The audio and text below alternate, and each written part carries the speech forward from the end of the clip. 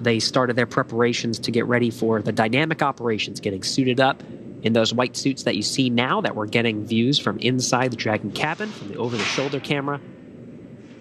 See Steve Bowen on the left of your screen, Woody Hoburg on the right. And this is the live view from Dragon Endeavour. That forward camera, as we make our way, you can see very close. Dragon SpaceX on the big loop. Approach 1 and soft capturing extension will begin shortly. Dragon will continue to approach to waypoint 2.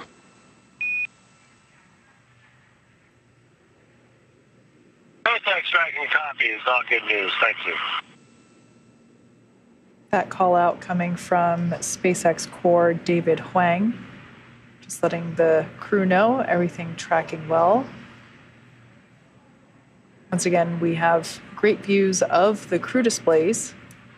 As I mentioned before, on the left-hand side of the screen, in the top right-hand corner of that left screen, we see a circle, and you might notice that parts of that circle light up momentarily. That is a visual indicator to illustrate which of the Draco thrusters are firing in that particular moment. Crew displays also have areas where the ground teams can provide any alert activity.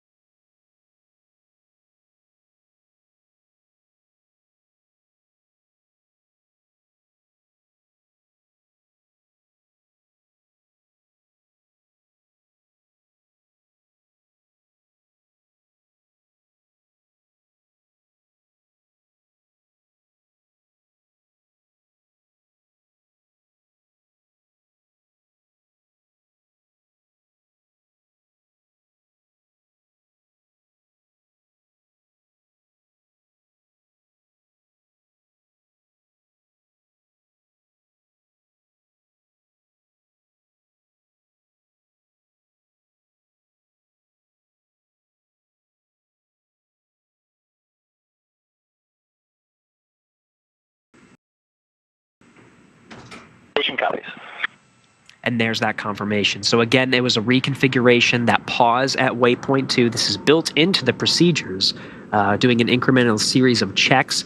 It looks like we were looking at the hooks to make sure those hooks are the ones that are actually going to drive and create what's called a hard capture of the Dragon to the International Space Station. It secures the Dragon firmly to the station to allow for the next series of very important steps of pressurization and equalization.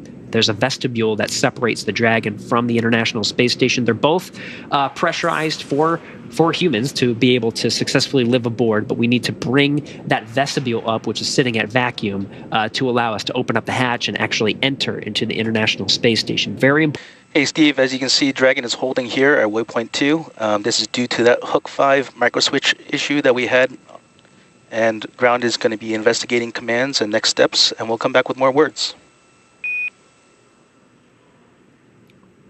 SpaceX Dragon copies, will be standing by.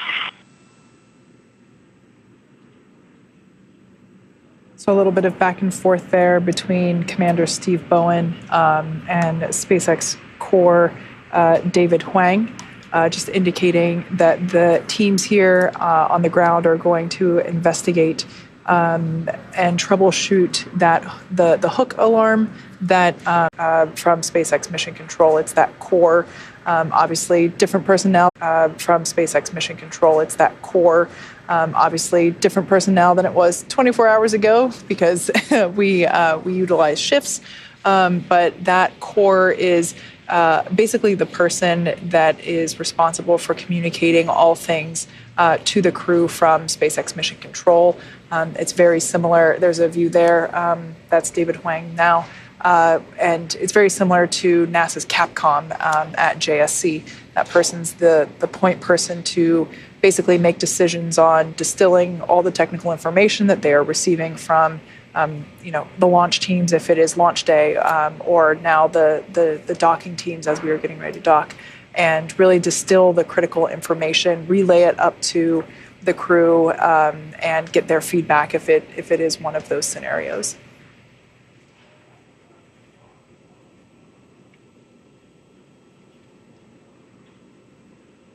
So once again, Dragon just holding at waypoint 2, about 20 meters away from the International Space Station. They're well within the keep-out sphere. As we said before, that it's an imaginary sphere around the space station, measuring about 200 meters all around. And so we are only 20 meters away from the space station, partially why we have a great view of Dragon as it is now holding there while the teams investigate. In the meantime, you can see the views of the Dragon. They're going to start to get incrementally darker. We're entering into an orbital nighttime over the South Pacific Ocean now. Dragon and International Space Station, 264 statute miles over the South Pacific. We mentioned lighting was one of the things that we were watching. The Dragon does have the ability to dock during the night, so it doesn't have to completely wait for the sun to rise. It's really just the angle of the sun that's really the most important, to not interfere with some of the sensors, the guidance and navigation control equipment. But it does have the ability to dock during the nighttime, so it gives the teams plenty of time to assess. They don't have to rush for any reason. So we're just going to stand by and follow along with some of the troubleshooting steps to make sure that we are going to proceed past waypoint 2 in for a docking. Hook number 5 during ascent was the one, if you recall, that was the hook that was identified as part of the delay in the nose cone opening. It is a software that they're looking at right now, so it's just a reconfiguration. They were able to open up that nose cone, of course, and a very important milestone because it reveals those forward bulkhead Dracos that got us to where we are right now. So the teams will just continue to assess, make sure we're in a good config before giving the go to proceed. Live view there of SpaceX Mission Control here in Hawthorne, just right behind Gary and myself. Once again, we are holding at waypoint 2, about 20 meters away from the International Space Station. This will be the final hold prior to docking once that go is given. But at this point in time, as Gary said, the teams on the ground are doing a little investigation, some troubleshooting for that hook number 5. As we mentioned before, it's the hooks are what basically dock the capsule to the station, and there was an issue noted on it during the nose cone open yesterday. So the teams are troubleshooting it and working toward next steps to relay to the crew. So we'll stand by for that. Should we proceed with a contact and capture, you're going to hear a series of call-outs as we make our way towards the International Docking Adapter. You heard this as part of the relay to the crew. Before we even got to waypoint 2, one of the commands was crew hands off point. You're going to hear that when the crew is just meters away from the International Docking Adapter. They're going to call out CHOP. That just means that the crew keep your hands off of the abort button, because the Dragon will do its job automatically, and that's built into the procedure, so you'll hear that call out CHOP should they proceed with contact today.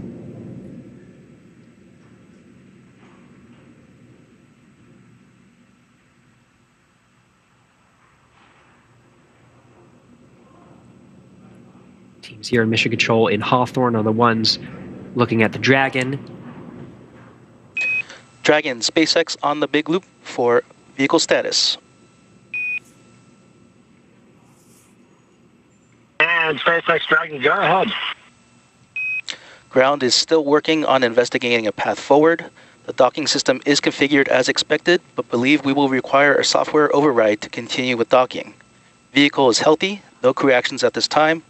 Over 2 hours of hold time margin at waypoint 2. Hop copy. SpaceX Dragon copies all. We'll be waiting.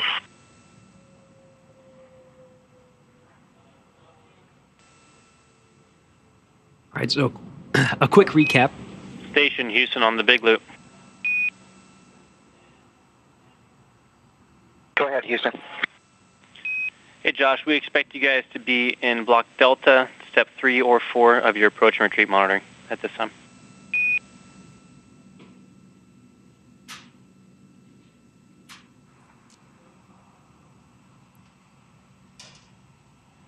And station copies.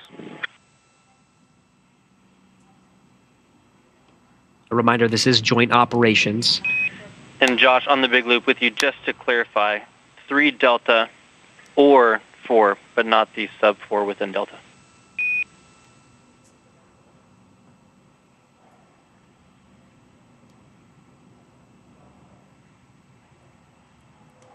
Okay, we copy. Thanks, David. Yep, we're staring at step 4. Thank you.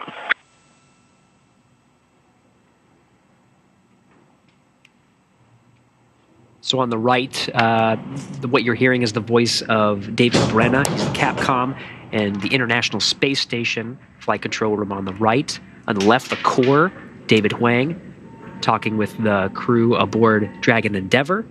Everybody working together to monitor the approach. You heard the calls on the right. On the station side, Josh Cassada at what's called the Rendezvous Proximity Operations Panel. His job is to monitor the approach of Dragon Endeavour. In the meantime, the crew aboard Dragon is standing by for the flight controllers to reconfigure the software as they relayed up to the crew to make sure that those hooks are in a good configuration. Those hooks very important for securing Dragon to the International Space Station. You also heard the call that they have a 2-hour margin at waypoint 2. Don't expect to hang here for 2 hours, but it just indicates they're measuring the prop levels that are aboard the Draco engines. And it's not like they're going to run out of fuel at 2 hours. It just builds in the time that they have 2 hours to work the issue. And then if they do need to abort the docking today, they could make their way with plenty of prop to a 24-hour safe trajectory and reattempt. But that's all built into the procedures. So we have plenty of margin today for the teams to work this. Yeah, that's exactly right. And yeah, as we heard from SpaceX core David Huang, it's likely that they will have to force a software reboot, but the vehicle remains healthy and no crew action necessary at this time. So the crew inside Dragon Endeavour is basically just standing by, waiting for further actions to come once the troubleshooting has completed by the teams here on the ground.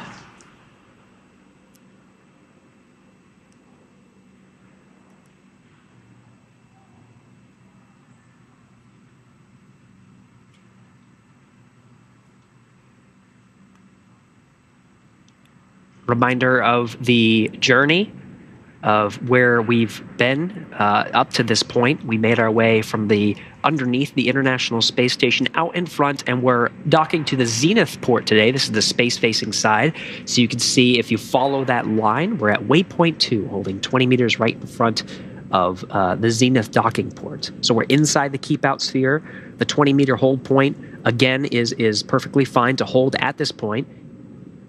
We reviewed the 2-hour hold margin that's built into the procedures to allow us to work the software issue before proceeding for docking.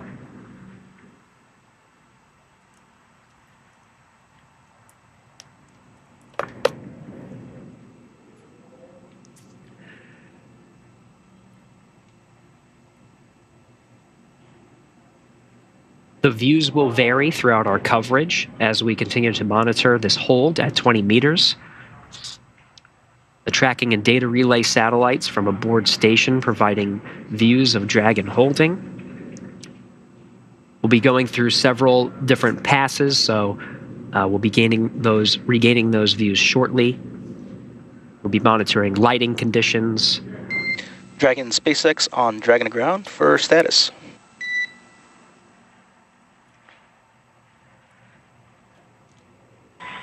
Dragon 20, go ahead.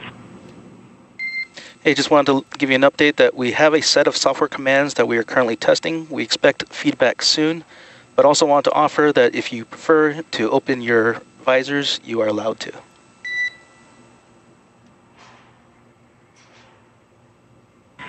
Okay, thanks. Copy. I've got a software fix in work in testing now, and we're going to open visors. Good readback.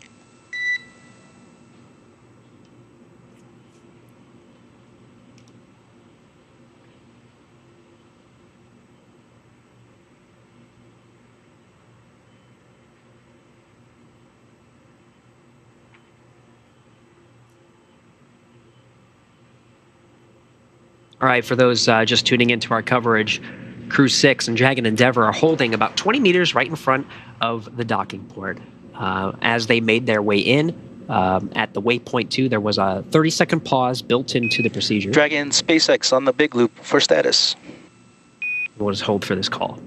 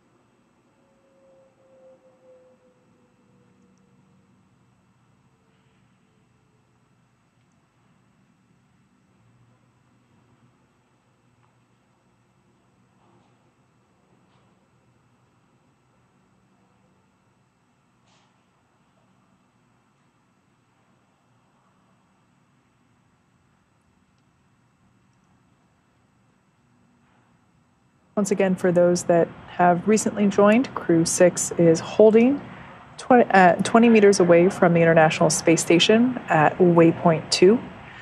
We are standing by for a call from the crew. As we indicated earlier, the teams here on the ground are troubleshooting an issue with hook number 5, which is part of the set of hooks utilized to make hard capture with the International Space Station for docking.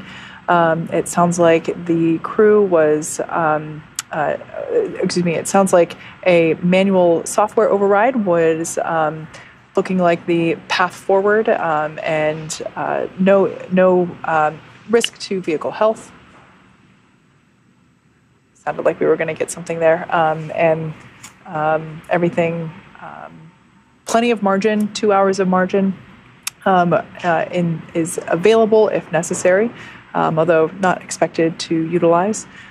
So at this point in time, we're just standing by, waiting for some comms between core, SpaceX core crew operations and resources engineer, and just to communicate status back to the Crew-6 crew. And a reminder that the crew are in a good position. Holding at waypoint 2 is built into the procedures. In fact, it is relaxed. They're able to open up their visors. They will close them again when the ground teams give them the go to proceed past waypoint 2 for docking. But in the meantime, they've pulled up their visors. They're relaxing. But that once they close their visors, that gives them an extra layer of protection, of pressurization, just in the unlikely event of a cabin depress. So that visor close will be an important step before they actually proceed. But right now, they're just again, as Kate mentioned, there's plenty of margin here to allow the teams to continue to work this.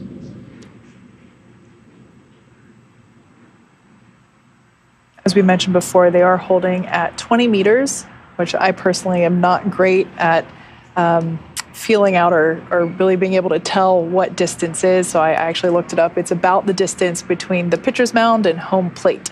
So that's roughly how close they are to the International Space Station. So they're in good position. There's no rush. Like we said, we have 2 hours of margin in order to allow the teams on the ground to complete the troubleshooting for that hook. But we are standing by waiting for further instruction to the crew. We did hear that they were go for lifting their visors. They were asked to put their visors back down right before waypoint 1, I believe it was. And now that they are just holding at that 20-meter position, they're at waypoint 2. As the teams are working this issue, they were able to relax a little bit, continue to monitor the status on their crew displays, and lift their visors up. Now, once they get aboard the International Space Station, Crew-5 has done a lot of preparation work to welcome them. In fact, once we'll continue our coverage after the Dragon docks to the space station, and we'll toss it over to Johnson Space Center to continue our coverage through the pressurization of the vestibule, hatch opening, and then we'll do a welcome ceremony with 11 crew members on board. But Crew-5 has done a lot of work this past week to make sure that the Crew-6, once they enter the station, can get pretty comfortable. There is going to be some time of shifting the schedules, so that will kind of make its way over the next couple of days. For instance, the International Space Station crew basically woke up and started their rendezvous monitoring procedures. So they have a full day of activity ahead of them. But after that welcome ceremony, the Crew-6 astronauts have had a long day so far, really preparing for docking. It is a long day of monitoring procedures, a lot of focus. So right after the welcome ceremony, they'll have a safety briefing, and then they'll be able to go to bed. Crew-5 have actually, so they've been staying in the crew quarters in Node 2 aboard the International Space Station. They've cleared out their sections, and so for Steve Bowen, Woody Hoburg, and for Sultan Alneyadi, they'll have the crew quarters already made up for them in Node 2. So they'll be able to go right into them. And then Andrey Fedyaev will head over to the Russian segment, where I'm sure his cosmonaut colleagues have prepared to make sure he will get plenty of rest as well. So all of that coming up soon as the teams continue to troubleshoot this issue at waypoint 2. As we've mentioned before, once you get on station, it is go, go, go. We've heard from pretty much every astronaut that has been on one of our launch or broadcasts. They've all said that once you get up there, it is really busy. Your days are full with conducting science, working out to make sure that you maintain muscle mass and bone density as much as possible, and obviously sleeping. Yes. And eating. And one of the things that I really enjoy watching whenever there's a new crew coming on board station are the shared meals. Just 10, 11, 12 people piled into that common area, sharing meals. And it's always fun to see how, different astronauts bring up different food items to share, ones that might be, more unique to the country that they're coming from or their culture. So that's a view, once again, using the thermal imager on board Dragon. Dragon, SpaceX on the big loop for status. SpaceX Dragon, go ahead. We have a software override to disable the faulty Hook 5 switch. We have verified through other telemetry that the hooks are all open and configured for docking. Software is testing this command and still needs a few minutes, as this is a gate to resuming. No crew actions at this time. How copy? SpaceX Dragon copies, and thank you very much for the update. Copy, Steve, and we'll let you know when we've confirmed that testing and configured Dragon, and then crew will be primed to resume.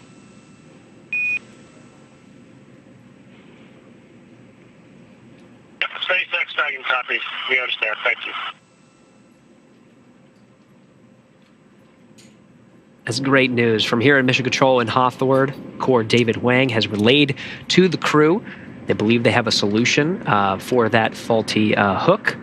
They're going to be testing that out, and then hopefully very soon we'll be hearing that go for docking. In the meantime, the crew appreciative of those words. They're continuing to stand by. Again, we have plenty of margin to hold here. So we're just wait for that command to confirm that the fix that they are relaying up to Dragon has taken. And then all teams will they'll communicate a go to proceed with docking. Again, Josh Cassada and Nicole Mann inside the International Space Station monitoring. Flight control teams in Houston and Hawthorne. You can see there on the center screen the orientation of Dragon pointing towards the International Space Station. We now see a view from Dragon using the onboard thermal imager to basically keep eyes on the International Space Station. That light or white circle in the center there is exactly where we are heading. That's the zenith port.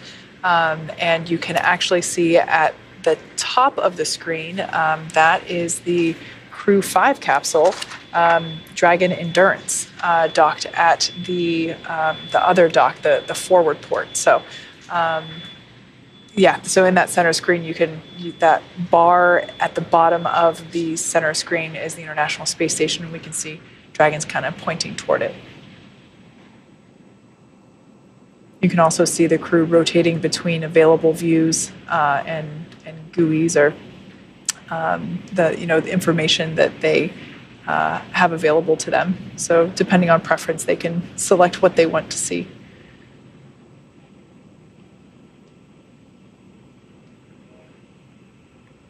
Now the software override that they're sending up to Dragon, commanding up to Dragon, that's going to take a couple of minutes. In the meantime, we do have plenty of margin. In fact, flight controllers are continuing to assess that margin, and there's even more than they originally predicted. So there is plenty of time. to work this, and you can see the crew just standing by. There's no commands that need to be issued from inside Dragon, all of the commands being done from here on the ground.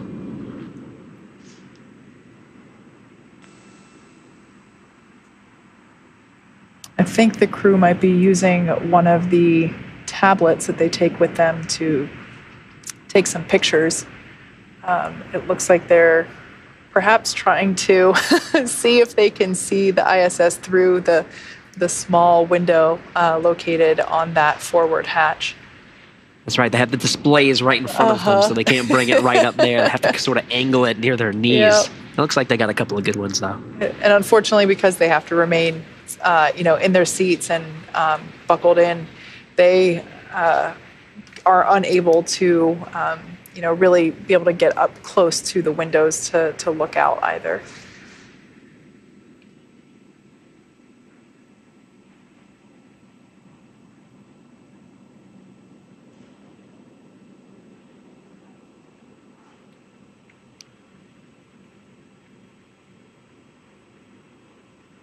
It's been more than 24 hours up to this point.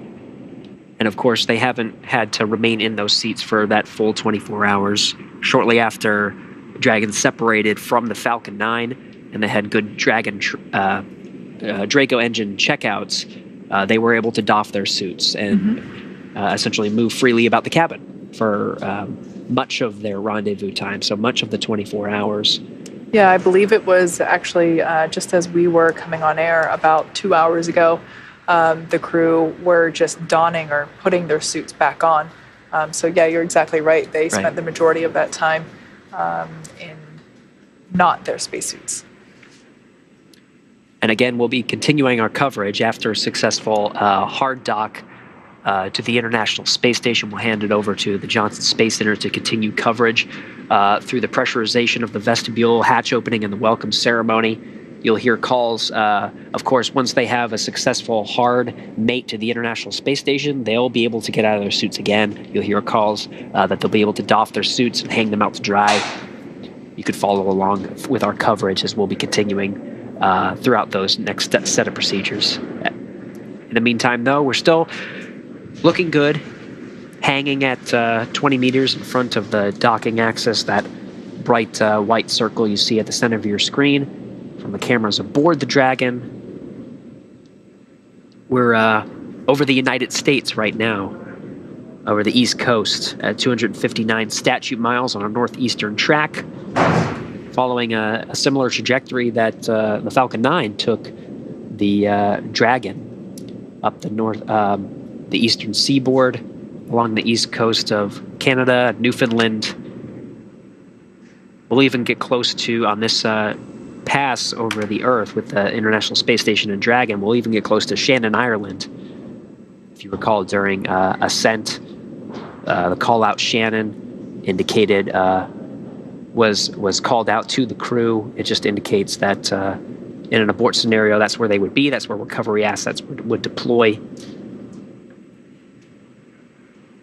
For those of you that have just recently joined, Crew-6 Dragon Endeavour is holding at waypoint 2, about 20 meters away from the International Space Station. As we can see there, thanks to thermal cameras on board Dragon, that is the International Space Station, and we are heading toward that white circle right in the very middle. That is the Zenith port. That's where Crew-6 will be docking just minutes away.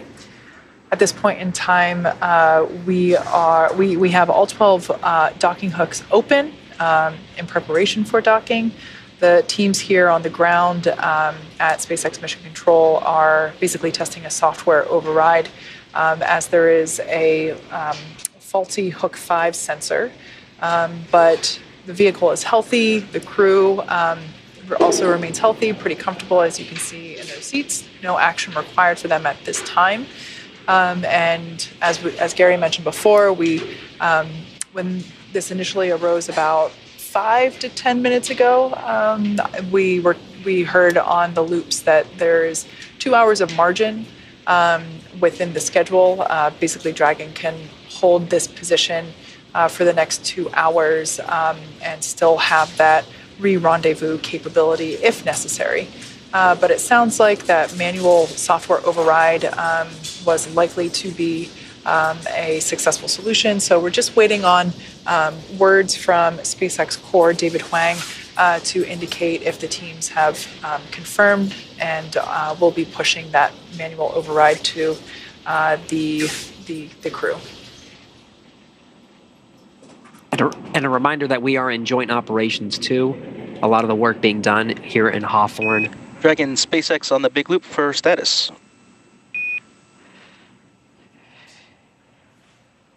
SpaceX Dragon, go ahead. Hey Steve, just wanted to give you another update. We're still working through software testing and ensuring thorough verification. Expect more answers in approximately 10 minutes.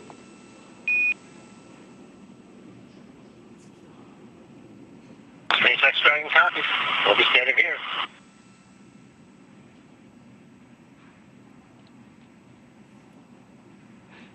So a reminder, it's no actions on the crew side. You see they're just continuing to monitor all the systems on their end. Core David Wang here in Mission Control in Hawthorne, confirming they need another 10 minutes or so, so Pacific time. We're looking at a little past 10:20. If you're following along in Central Time, it's a little past midnight, 12:20 a.m. Central Time. And that's just a status indicator for the teams as they continue to work this software override commanded from the ground up to the Dragon. A reminder, we'll continue to stress that there's plenty of margin to hold here. Teams are continuing to look at their propellant that keeps Dragon stabilized in its current position. So it's not necessarily just holding without firing. There are thruster firings that have to happen in order to keep it at the position where it is. Last status update we got from the teams here in Hawthorne was it was trending in a better direction than originally anticipated, meaning that we might actually exceed the 2-hour margin that was originally relayed to the crew. So we can use that if necessary. They'll continue to monitor, though, throughout the whole. They'll continue to get estimates on the propellant that's used as the teams assess that software issue. Again, we're expecting now less than 10 minutes until a new status is relayed to the crew. So as Gary said, we are holding at waypoint 2, about 20 meters away from the International Space Station. We're expecting more information in about 10 minutes as the teams on the ground here basically provide thorough verification that software override will fix that faulty Hook 5 sensor. There on the left-hand side of your screen is Commander Steve Bowen. I'd like to take a minute to share a little bit more information about his background. He was born in Cohasset, Massachusetts, and holds a bachelor's degree in electrical engineering from the U.S. Naval Academy and a master's in ocean engineering from the Joint Program in Applied Ocean Science and Engineering at MIT and Woods Hole Oceanographic Institution. In July 2000, Bowen became the first submarine officer selected as an astronaut by NASA. This will be Bowen's 4th trip into space as a veteran of 3 space shuttle missions, STS-126 back in 2008, STS-132 in 2010, and STS-133 in 2011. Bowen has logged more than 140 days in space, including 47 hours, 18 minutes during 7 spacewalks. As a mission commander, as the Crew-6 mission commander, he will be responsible for all phases of flight on board Dragon, from launch all the way through re-entry. Next, we have the pilot, Woody Hoburg. He's from Pittsburgh, Pennsylvania, earned a bachelor's degree in aeronautics and astronautics from MIT, and a doctorate in electrical engineering and computer science from the University of California, Berkeley. He's also a commercial pilot with instrument, single-engine, and multi-engine ratings. The mission will be Hoburg's first flight since his selection as an astronaut in 2017, and as pilot, he'll be responsible for spacecraft systems and performance aboard Dragon. Sultan Alneyadi will be making his first trip to space, representing the Mohammed bin Rashid Space Center of the United Arab Emirates. He will be the first UAE astronaut to fly on board a commercial spacecraft. Onboard Dragon Alneyadi will serve as a mission specialist, working to monitor the spacecraft during the dynamic launch and re-entry phases of flight.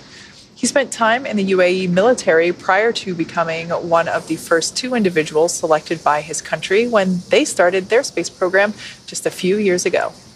And last but not least, Andrey Fedyaev will be making his first trip into space. He also serves as a mission specialist working to monitor the spacecraft through the dynamic launch and re-entry phases of flight.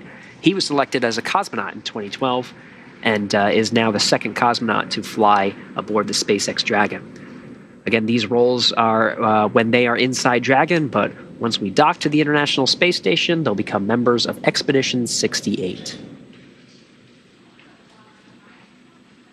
As I mentioned before, one of the things I really look forward to seeing once there's a new crew on board is really just seeing everybody come together and share food at meal times. And given the diversity within this crew and the crew members that are already on station, I think there will be some really great meals and stories. Really great meals and stories to be shared. That's right. Once we have the Crew-6 astronauts enter the International Space Station, we'll bring the population of station up to 11 crew members. That'll only be for a short time, though. We're looking at approximately a 5-day handover to allow everybody to get into their respective roles and responsibilities. Crew 5 will be handing over a lot of their responsibilities over to Crew 6. This direct handover allows the Crew 5 astronauts to brief Crew 6 on life aboard the International Space Station, get them familiarized with a lot of the systems on board. Of course, they've been training for months, sometimes years, on a lot of the systems aboard the International Space Station, but nothing like the real thing. So they'll give them a brief of life aboard, make sure they're good to go, and then Crew 5 aboard Dragon Endurance will enter their spacecraft and splash down off the coast of Florida. Yeah, it's incredible to think that they were doing this exact same thing just 6 months ago. Right. And as we heard Josh Cassada mention earlier, he's excited for the Crew-6 team to arrive, but also because it means that they get to go home and see their families soon. So it's been a lot of time conducting experiments. That's one of the biggest things that astronauts do on board the International Space Station. Of course, eating and sleeping and working out to maintain physical health while in that microgravity environment is important. But one common theme that we hear from crew members that return to Earth is just that it's a very busy schedule whenever you are on station. It's exactly that. It is a schedule. As you mentioned before, Gary, the various shift planning, especially whenever there's a new crew coming up to the space station, it's a lot of coordination. A good reminder that it is a truly busy time. Even now, we're about to see 2 Dragons docked to the International Space Station. Definitely not the first time we've seen that. We've had a lot of these handovers between crews aboard Dragon. You can actually see that Crew 5 capsule there at the top of that thermal image that was on the right-hand side of your screen. So that's a view of the Crew 6 capsule holding there at waypoint 2, that 20-meter mark from the International Space Station. But yeah, that thermal view that we keep getting coming from that capsule, from those sensors there at the exposed region underneath the nose cone, that forward hatch section, the forward bulkhead section where that forward hatch is located. We keep seeing that view of the International Space Station of those thermal imagers, and I just think it's so cool that there's another Dragon capsule there at the top of that thermal image that hopefully we'll be able to catch views of momentarily. In the meantime, we got these great views of Dragon. You can sort of see those thruster firings, keeping Dragon in place. Again, the teams here in Mission Control and Hawthorne are tracking good propellant, so we can hold here for quite some time. The sun is starting to rise as we enter into an orbital sunrise. The space station is 261 statute miles over the Pacific Ocean, about to cross over Western Europe.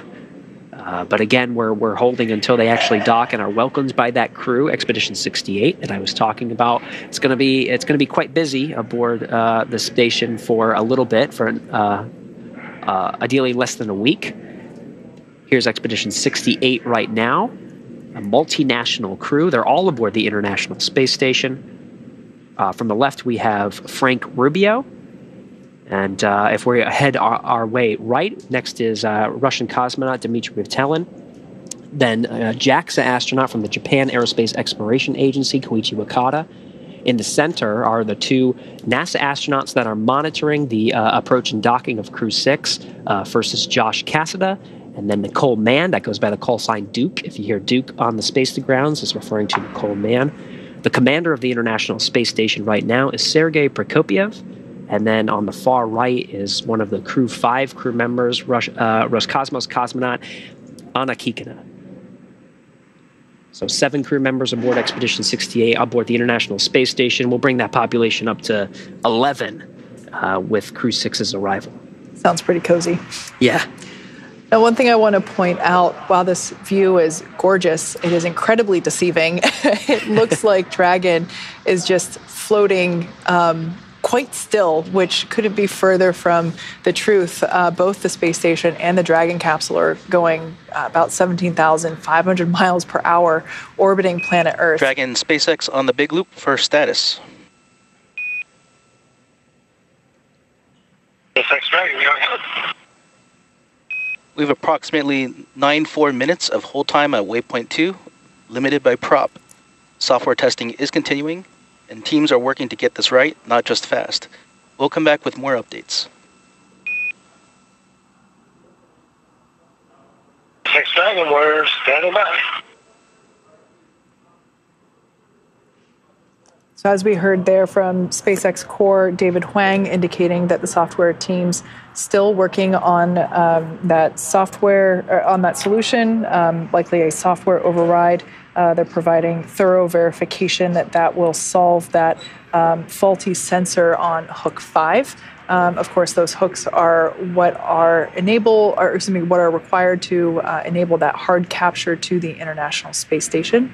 But what he said there was incredibly important. They're working to get it right, not just fast. That's exactly right. Obviously, crew safety is of utmost importance, both for the crew on board. Onboard Dragon Endeavour, but also the crew that is on board the station that you so perfectly went through with remembering every single name in that order. And so, yeah, that's exactly right. The teams are working to get it right, not just fast. He also indicated that we have 94 minutes of margin remaining, so plenty of time to work through this. That 94 minutes is basically the amount of time that the Crew-6 the Crew-6 crew has in this position while still being able to basically maintain capability to perform a re-rendezvous. That's plenty of margin, and again, the flight control teams are continuing to assess that. They continue to monitor the prop levels, and you can see, even on the right, the camera from the external side of the International Space Station, you can see those firings of the Draco engines, keeping the Dragon in place, holding at 20 meters. That's what we're monitoring, those prop levels. Now, again, a quick reminder, that doesn't mean that at the 94 minutes from now, we run out of prop. Right. It just means that for the hold position, we have about 94 minutes here, and then if we need to break out, there's plenty of prop to execute additional maneuvers. They really try to minimize the prop usage on a nominal trajectory up there, just for moments like this. If you need to hold for 2 hours, you can hold for 2 hours. You have the prop in order to do that, and then reassess later with the prop you need to execute additional maneuvers. So yeah, that's exactly right. And that's also partially why that launch time is down to the second. It's precise in order to rendezvous with the International Space Station. And just like you said, it's to that nominal ascent is the most efficient path, basically, to get to the International Space Station, so that there is leeway or flexibility for situations like this, where these hold points are built in and that margin is available if necessary. So once again, Dragon continuing to hold there at waypoint 2, 20 meters away from the zenith port of the International Space Station. Live views coming from inside Dragon Endeavour. They're on the left-hand side of your screen. We have Commander Steve Bowen on that seat to the left, and to his right is Woody Hoburg, who is the pilot. It seems like they have their arms up, but they are in microgravity, so their hands are actually just floating there. It's a pretty comfortable position. That view on the left-hand side of your screen is coming from the Dragon capsule that is on the right-hand side of your screen. It's a thermal image of that zenith port, which is the intended destination. In this view, we should be able to see some of that, some of the firings of the Draco thrusters as Dragon maintains its position there at waypoint 2. As I mentioned before, this view is a little deceiving because we can't see, planet Earth for that frame of reference. So it looks like everything is just at a standstill, but of course it's orbiting Earth, meaning it's going incredibly fast. But still in position, or it looks like it's still with relative position to the ISS. Right. It kind of looks black too. Of course, there are plenty of stars in the sky, but a lot of what's being played with the camera on the outside of the station is exposure. The sun is illuminating the side of the capsule, so we're not able to make out a lot of the stars. There's also atmosphere that affects that. So that's why you see that blackness. But there's going to be a lot of sunlight from where we are now. The station is 261 statute miles over the Mediterranean Sea. It just passed the southern coast of Italy on a southeastern track. And it's morning over in Europe, so it's going to make its way southeast. We're going to be passing over Egypt soon and make our way down. And we'll be in this sunlight position for a while.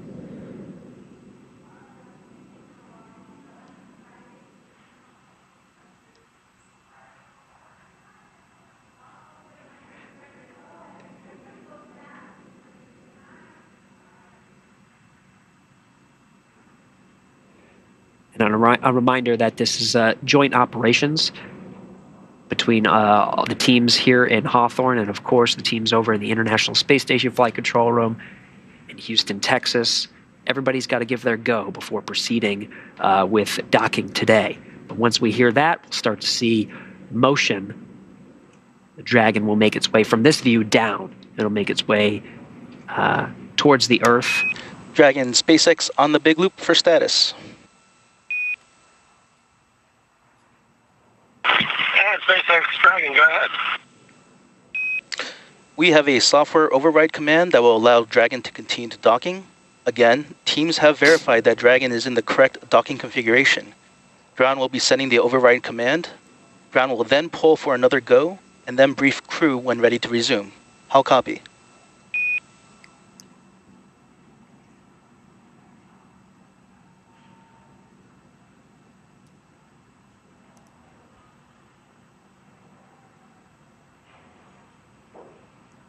SpaceX Dragon on the big loop, you were cut off. Copy, Dragon. I'll repeat. We have a software override command that will allow Dragon to continue to docking. Again, teams have verified that Dragon is in the correct docking configuration. Ground will be sending the override command, and then pull for another go, and then brief crew when ready to resume. How copy?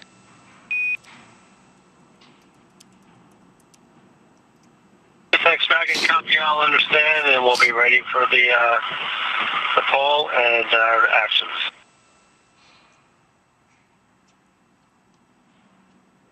All right, good news there coming from SpaceX core David Huang, letting the Crew-6 know, letting the Crew-6 crew, letting them know that the teams have worked through that override. Station Houston on the big loop for comm.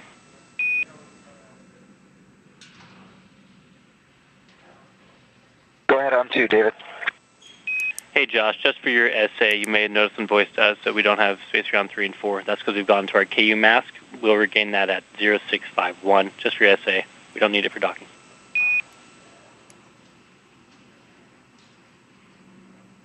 Okay, appreciate the heads up. 0651 to get KU back.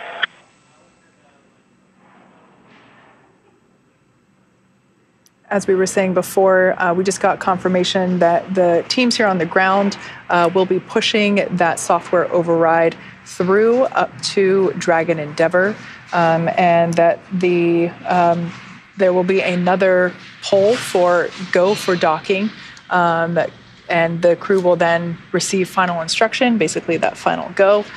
So that if that override is being pushed through currently, that should take hopefully just a couple of minutes. As we said before, we had 2 hours of margin to hold here at waypoint 2, 20 meters away from the International Space Station. So we're still well within that margin.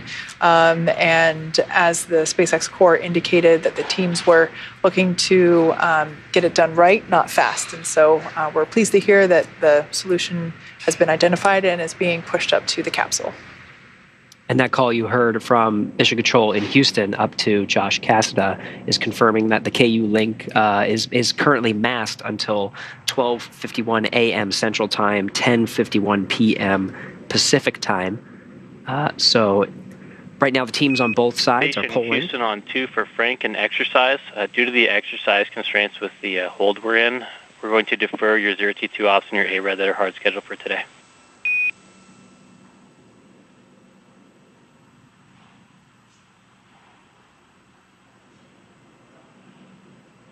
Copy on 2, thank you. That was Frank Rubio aboard the space station confirming. Unfortunately, he's going to have to delay his exercise for the day. The T2 being the stationary bicycle, ARED being the sort of a weightlifting machine that's configured for microgravity, so it uses hydraulics. But they want to minimize loads, impacts, vibrations on the International Space Station for docking operations, so they're going to hold on that for a little bit. I was mentioning the KU mask. That's going to be in effect until 10:51 p.m. Pacific, 12:51 a.m. Central, which means as the teams are polling, you can see the flight control teams here in Hawthorne. They're also polling with the International Space Station flight control teams to proceed past waypoint 2 in for a docking. If we do that very shortly, we may not get KU, which means we may not get views. It depends on if we get pass over a ground station or not. We may get views from the Dragon. Not a requirement to press in for docking. There's a lot of other factors that are more important than getting those views. So we'll see. We'll stand by for those teams to continue their poll. Dragon SpaceX on the Big Loop for approach 2.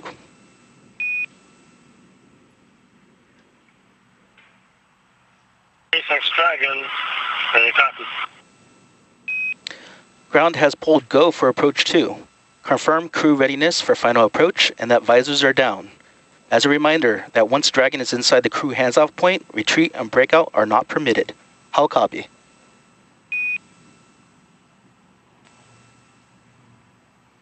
SpaceX Dragon copies all. Our visors are down and the crew is ready to resume. Copy, Steve. Dragon is go to command resume.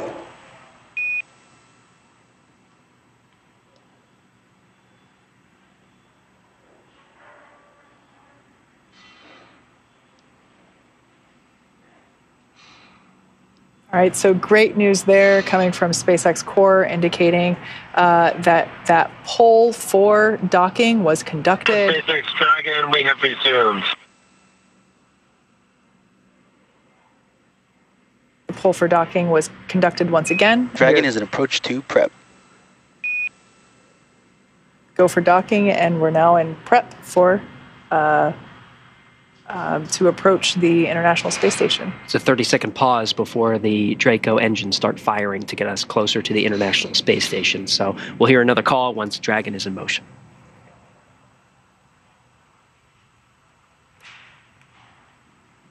Now again, Dragon is in approach 2 and continuing to station. Here we go. Station Houston on the Big Loop. Dragon is resuming approach and is go for docking. Monitor per steps 5 and 6 and 1.102. Dragon approach and retreat monitoring.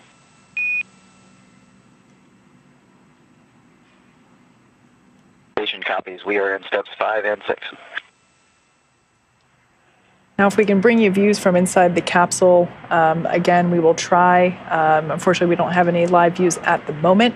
However, those crew displays that the crew has available to monitor progress, they actually will have a live camera basically showing how close they are to that the zenith port, and they are able to monitor the progress again, being able to see which Draco thrusters are firing when.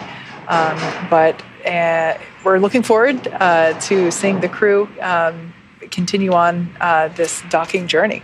Now, even though we don't have views, we are getting telemetry, so we're coming up on, we are making some motion. It's just a little bit, we did increase a little bit of distance while we were at the hold point, so we got out to about 25 meters, so now we're making our way in. We're at about 20 meters now. We'll stand by for contact and capture. You heard that reiteration from the ground of that crew hands-off point. That will be called up to the crew. It's called CHOP. They make an acronym for it. So you'll know that the crew cannot issue an abort command at that point. But right now we're looking good. 18 meters in closing. Live view there of SpaceX Mission Control. That is where we've been hearing those core updates come from. But at this point in time, Dragon is back to closing that distance, as Gary said, closing that distance for docking. There will be a soft capture first, then followed by hard capture. We saw that soft capture ring in earlier views of the Dragon capsule. So that soft capture ring will be... 10 meters. Copy, 10 meters. A call from inside Dragon Endeavour, 10 meters in closing. We'll get those calls from the crew, including CHOP, and then confirmation of contact and capture. Visuals are not a requirement to proceed with docking, so even though we don't have KU, even though we don't have videos, we do have plenty of telemetry coming down to give us the confidence we need. And of course, we have the crew aboard Dragon Endeavour and International Space Station that are witnessing the action now.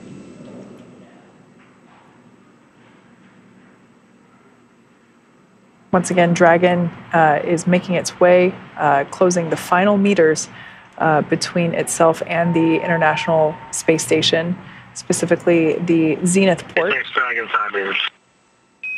Copy, 5 meters. Only 5 meters to go. It's a slow and methodical approach. Progress seems to be good for the crew aboard Dragon. Of course, Josh Cassada and Nicole Mann are inside the International Space Station monitoring.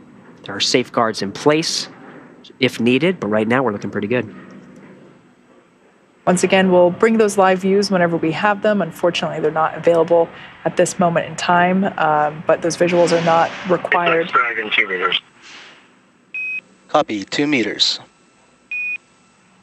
The crew is monitoring, as you can tell from those callouts from inside Dragon Endeavour.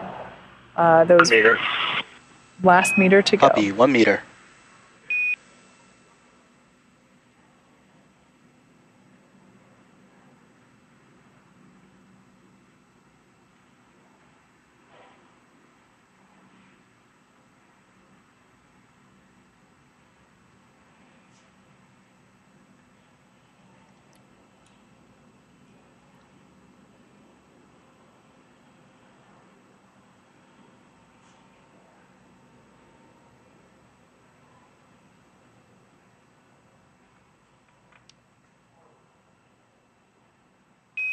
Dragon, SpaceX on the big loop, soft capture confirmed.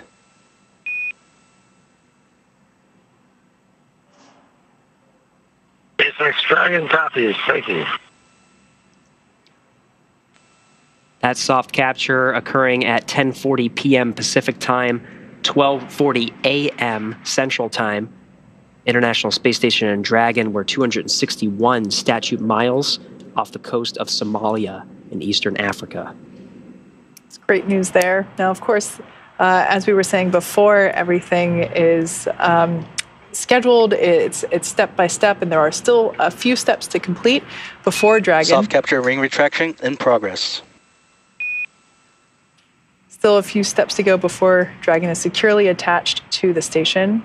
So there we just heard the call out that soft capture ring retraction was in progress.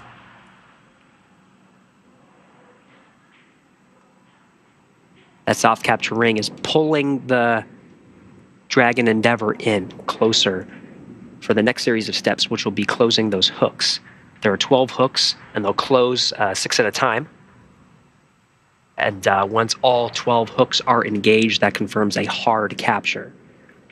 In the meantime, on the International Space Station side, they're working an intricate series of attitude control maneuvers to allow minimal loads during this ring retraction process, using gyros and other thrusters, mostly disabled at this point.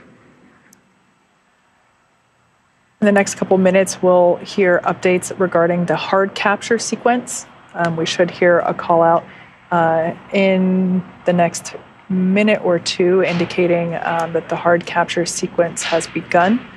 That will take about 4 minutes, and at that point in time, we will have a complete hard dock, at which docking will basically be complete at that point in time. Of course, more time before the side hatch is opened and the crews get to greet each other on board station. But as of right now, we have had confirmation that the soft capture ring retraction is complete. That's the part that, as Gary just said, pulls the Dragon capsule in toward the International Space Station. And then next up, we will have that hard capture sequence start. Flight controllers are monitoring the soft capture ring retraction, and everything's looking good so far. They mentioned the soft capture ring. The Dragon is inside the vestibule, so that's important. It's pulling it in, lining up those hooks to begin that hard capture sequence that you were mentioning.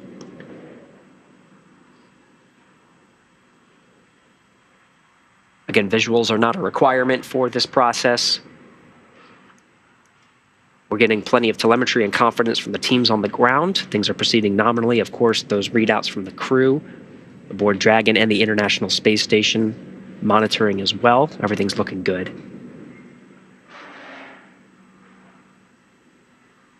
If you've recently joined, Dragon had a pretty smooth journey to the International Space Station. They launched from Kennedy Space Center. Dragon SpaceX on the big loop, ring retraction complete. Docking sequence is holding for MCS reconfiguration.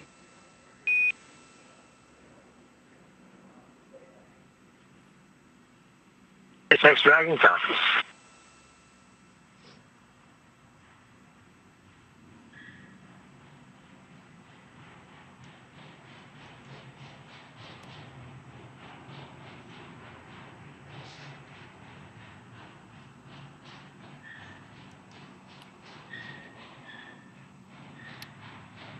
Flight control teams monitoring a good ring retraction. Right now they're pausing to allow International Space Station attitude to configure. I mentioned a series of intricate maneuvers to make sure to minimize the loads on the Dragon through the docking process. Once those hooks are engaged, they can go back to a nominal configuration. But in the meantime, there's this pause. Of course, we'll be standing by for that hard capture sequence. We did upload that software override for the hooks. That'll be an important milestone to make sure that those hooks engage for a hard capture, so we'll stand by and wait for that. But again, we did have a soft capture confirmed at 10:40 p.m. Pacific time, 12:40 a.m. Central time.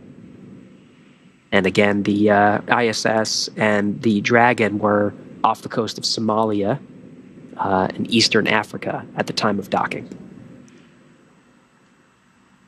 As I was saying earlier, the crew had a pretty smooth ride up to the International Space Station, lifting off just roughly over 24 hours ago from Kennedy Space Center in Florida. And yeah, pretty smooth ascent phase. We did have that issue with Hook 5. Dragon Station, this is Houston on the Big Loop. MCS configured, proceeding with hook driving.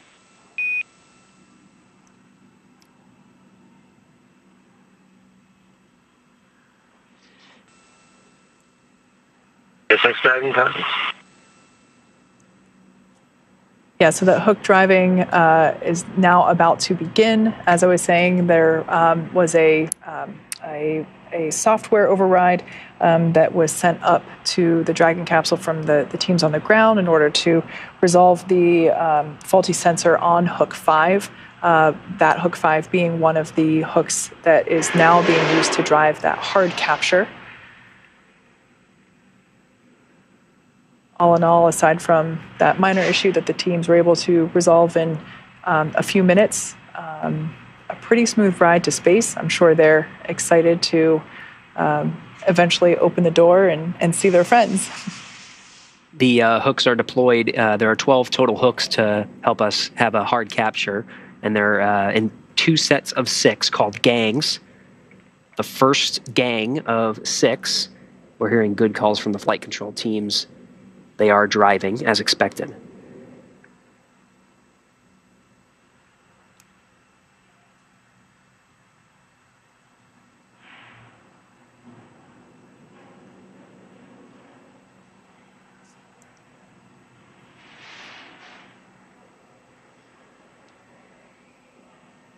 Once again, Dragon Endeavour now underway with the hard capture, the driving of those 12 hooks, as Gary just mentioned, operating in 2 sets of 6. The first set sounds like everything is going well. The second set to follow. And once hard capture is complete, that basically means that Dragon will have docked. Now, Dragon has driven itself autonomously to the space station. So at this point in time, the crew continues to monitor the progress as those hooks drive. And they are following along with their crew displays and, of course, listening in to information being provided from the teams here at SpaceX Mission Control, which you see there on your screen, as well as from the mission control teams at Johnson Space Center over in Houston, Texas. Now, of course, we were holding at that 20-meter marker for some time. So if you're following along, we're going to continue our coverage to make sure that the hooks drive. Station on the big loop we see is complete with 1.102, and we've got about 45 minutes to get this place straightened up.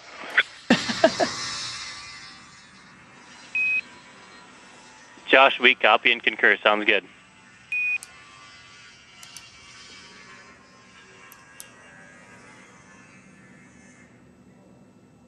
All right, and from the ground teams, we heard the first gang of 6 hooks have driven, and they look like they're in a good configuration. The second set of hooks, another 6, are currently driving. We'll continue to monitor the progress of those. Again, once these hooks are driven, that is that hard dock to the International Space Station. It kicks off another series of steps.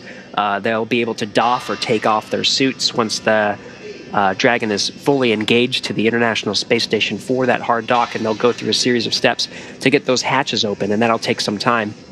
Again, we were holding at that 20-meter hold point for quite some time, so if you're following along with our coverage and want to continue with our coverage, we'll hand it over to the Johnson Space Center to take us through hatch opening and the welcome ceremony. Everything is shifting slightly to the right. If you're following in Central Time, we're looking at hatches open approximately 2:18, and then a welcome ceremony around 3 a.m. Central Time.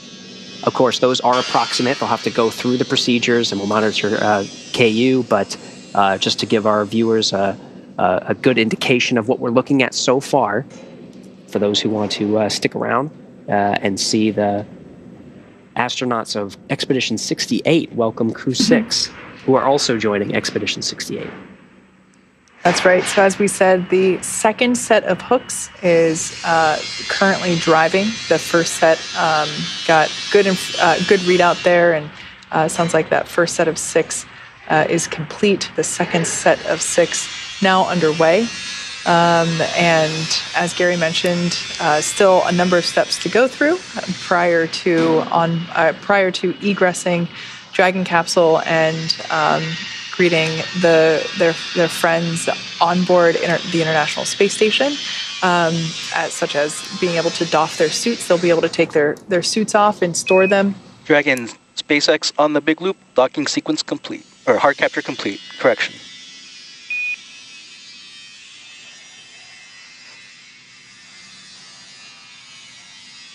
SpaceX Dragon copy, hard capture complete.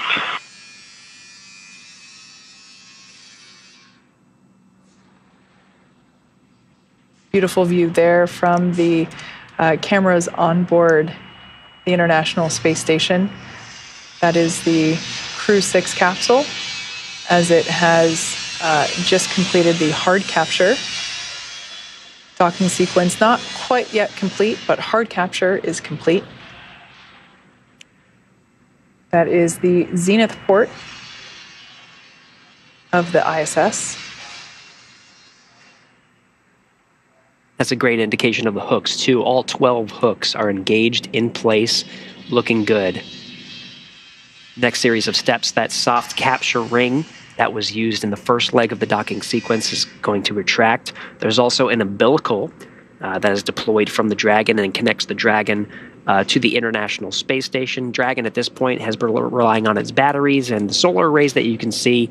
That black portion of the unpressurized trunk, that from this view is sort of at the top of where the Dragon is.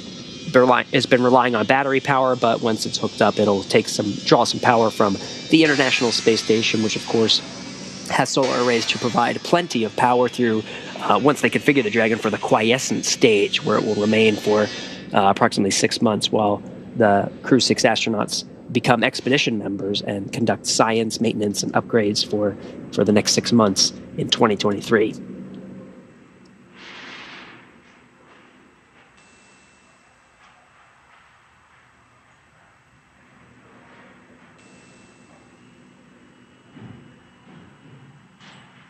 So at this point in time, we're just waiting to hear the confirmation that the docking sequence is completed.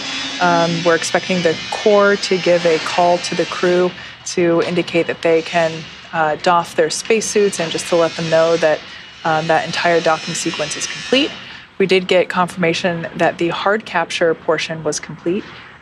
So awaiting that awaiting that call from SpaceX core.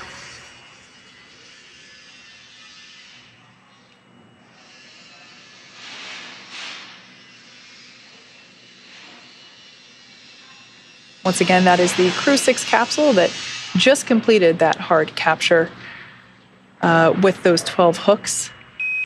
Dragon, SpaceX on the big loop. Docking sequence complete. Crew, Dragon, Endeavour, Steve, Woody, Sultan, Andrey. After a brief scenic detour, welcome to the International Space Station.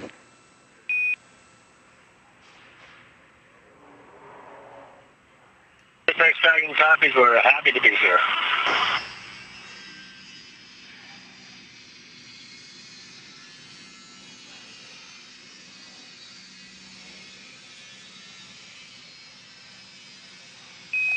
On behalf of SpaceX, it has been a pleasure working with you.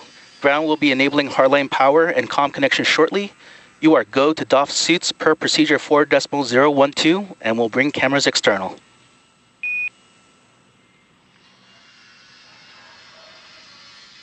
SpaceX Dragon copies, and we'll be picking up 4012. Thanks very much for getting us here.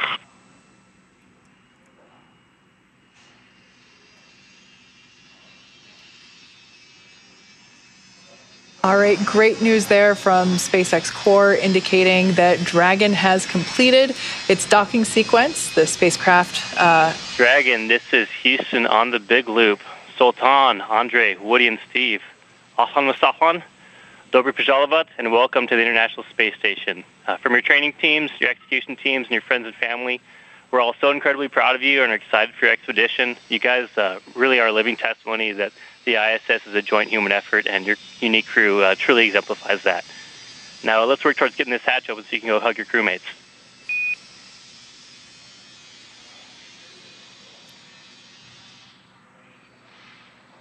Houston, Dragon, copies all. Thank you very much.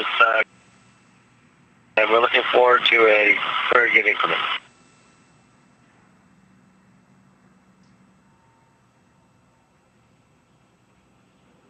So now that... Dragon on Dragon ground, no response required. Cameras are exterior. Dragon Station. Expedition 68 welcomes you. We can't wait to get you aboard and inside the International Space Station.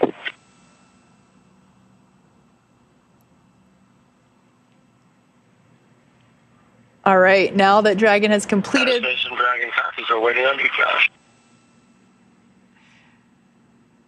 Now that I'm checking Optimus. I show you guys 3 days late.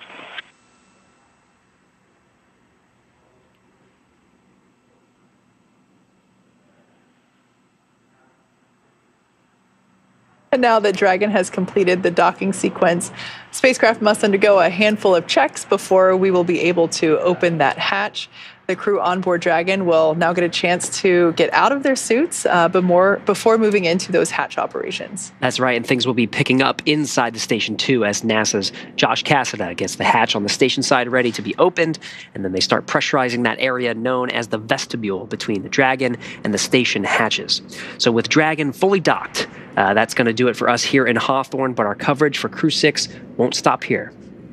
We're going to toss it over to Rob at Mission Control Houston to take us through the vestibule depressurization and hatch opening, and when we'll see NASA astronaut Stephen Bowen, Woody Hoburg, along with United Arab Emirates astronaut Sultan Alneyadi and Roscosmos cosmonaut Andrey Fedyaev float into the International Space Station. But first, quick recap of how they got here. Started several hours ago, more than I guess would be about 28 hours ago. They suited up in the ONC building at Kennedy Space Center. They rode out to pad 39A. They had a successful ingress. Of course, the liftoff from Kennedy Space Center, pad 39A at 12:34 a.m. Eastern Time. Today, technically, I had to check the clock, or excuse me, 12:34 a.m. Eastern Time.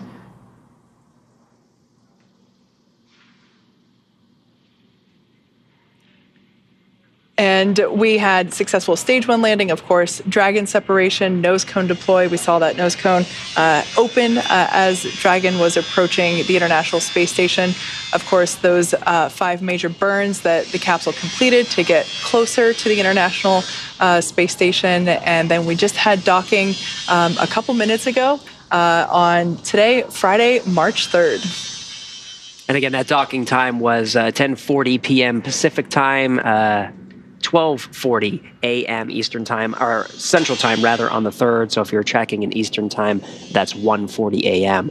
And now that Crew-6 has arrived, we're looking ahead to the return of Crew-5. We'll be taking you along as Nicole Mann, Josh Cassada, Koichi Wakata, and Anna Kikina return home after their long-duration stay aboard the station. Teams are assessing return dates, which will be announced on nasa.gov, so be sure to tune in as NASA and SpaceX bring you live coverage every step of their journey. Be sure to follow SpaceX and NASA on social media for real-time updates.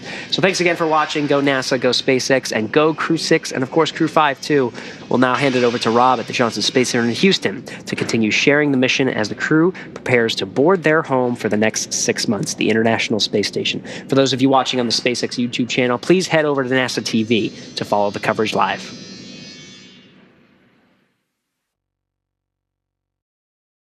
Sorry, I know it was really bad, but I couldn't resist. I've heard it up here at least 3 times.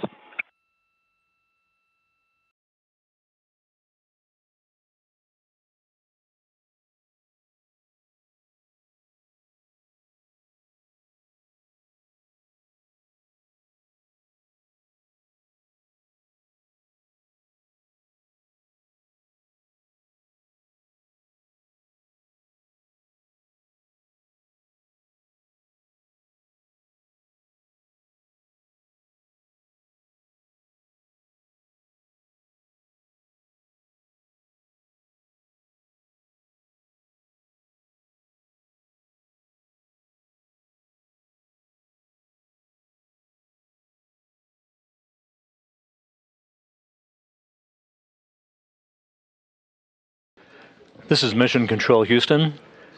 Thanks a lot to Gary and Kate for carrying the water as we moved into a docking at the International Space Station just a few minutes ago at 12:40 a.m. Central Time, 1:40 a.m. Eastern Time, about 23 minutes behind schedule to allow the engineers at SpaceX in Hawthorne to complete some troubleshooting with their software for one of the hooks.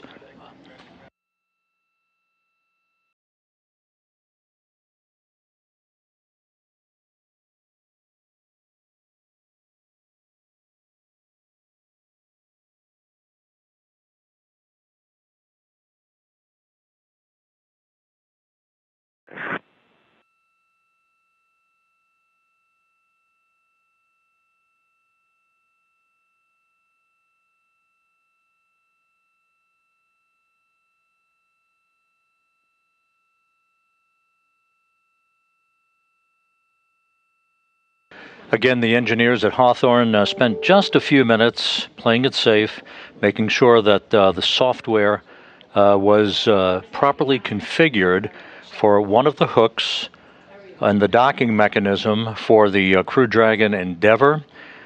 A bit of bulky software that gave a micro switch indication that it was not in the right configuration, even though the hooks were verified to be open and in good shape. So it took just a few extra minutes to verify that software, and the command was issued to override the software and allow Dragon to reinitiate its final approach, the final few meters, for contact capture, and 11 minutes later, the closing of all of those hooks to form a hard mate Endeavour and the Harmony module. Once those leak checks are complete, pressure in the small passageway or vestibule that connects the Crew Dragon with Harmony will be conducted to make sure that we have pressure equalized between the two vehicles before the hatches are open. By docking just a few minutes behind schedule, we are expecting a hatch opening to occur somewhere in the neighborhood of about 2:18 a.m. Central Time. Of course, that's not an exact science, so we'll be standing by for updates as we move along here. With the welcoming ceremony, the Crew-6 crew coming on board to be greeted by their Expedition 68 counterparts that they will join now for the next several days, and for the next several days until Crew-5 departs. The welcoming ceremony expected just after 3 a.m. Central Time, 4 a.m. Eastern Time. If you're wondering about the demarcation of these expeditions, the newly arrived Crew-6 crew of Steve Bowen, Woody Hoburg, Sultan Alneyadi, and Andrey Fedyaev, they will join the International Space Station as Expedition 68 crew members. They will become Expedition 69 crew members on March 28th when the Soyuz MS-22 vehicle, the damaged vehicle that incurred a coolant leak back in mid-December, when that vehicle undocks, that will mark the official beginning of Expedition 69. Once the welcoming ceremony is complete, there'll be a safety briefing that will span about 30 to 45 minutes, led by Station Commander Sergei Prokopiev of Roscosmos, before the crew presses ahead to have a meal on board the station and to begin the handover that will span about the next 5 days, leading to the departure of the Crew-5 crew, Commander Nicole Mann and crewmates Josh Cassada, Koichi Wakata of the Japan Aerospace Exploration Agency, and Roscosmos cosmonaut Anna Kikina. They are scheduled to depart the station around March 9th. A specific undocking date is going to be analyzed and selected over the next few days. Say again?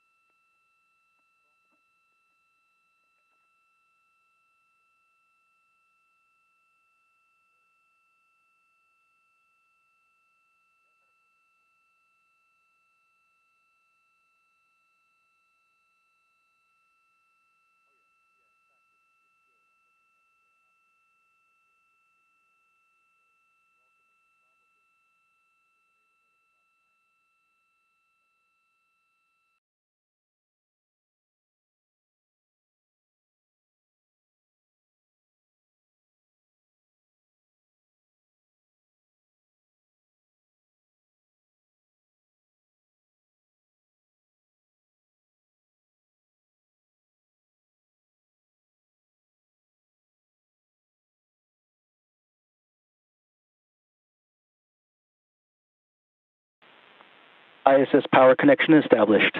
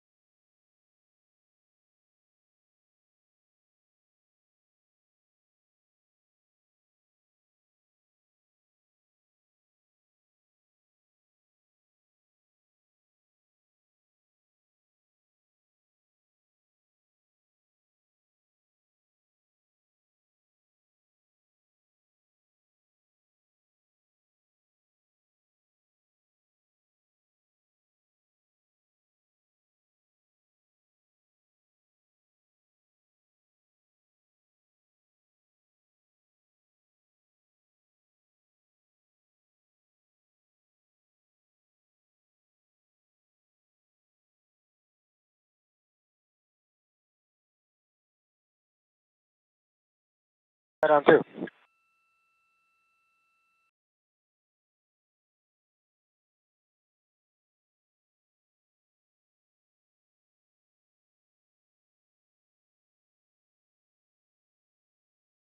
Houston Station on the big loop. Sorry, missed that call. We got some hissing and probably 30 seconds left of the timer.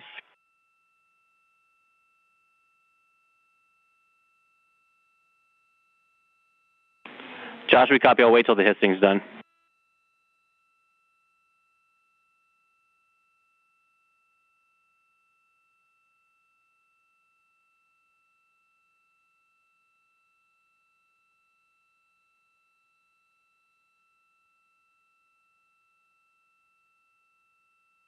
This is Mission Control Houston. Once again, you're looking at the newly arrived Crew Dragon Endeavour, hard mated to the International Docking Adapter on the space-facing port of the Harmony module of the International Space Station. Within the next few minutes, leak checks will be initiated to begin the process over the next orbit of the Earth to ensure that we have a tight seal at the docking interface between Endeavour and the Harmony module. Houston Station on the big loop.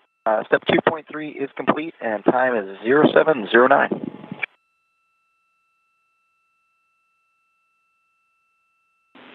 Josh, we copy 0709, and the call I was going to make earlier was, hey, we would love to come on board with you if y'all will get us an internal view.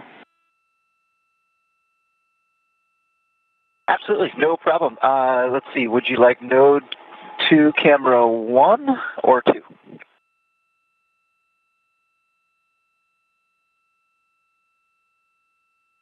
Oh, Josh, you're putting the pressure on me, make me make a decision. We'll go with node 2, 2. Thanks.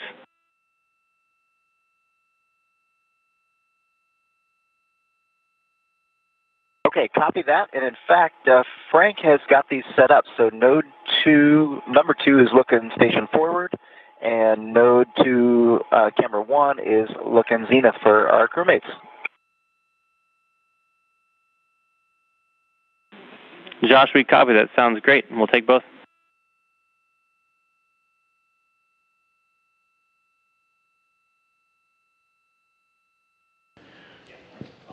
And here in the Space Station Flight Control Room, spacecraft communicator David Brenna, working with the team under the direction of lead flight director Pooja Jasrani, talking to Josh Cassida on board the station, confirming the configuration and setup of the television cameras in the Unity module of the International Space Station and the Harmony module. We're going to be coming on board into the Harmony module to which the Crew Dragon Endeavour is docked.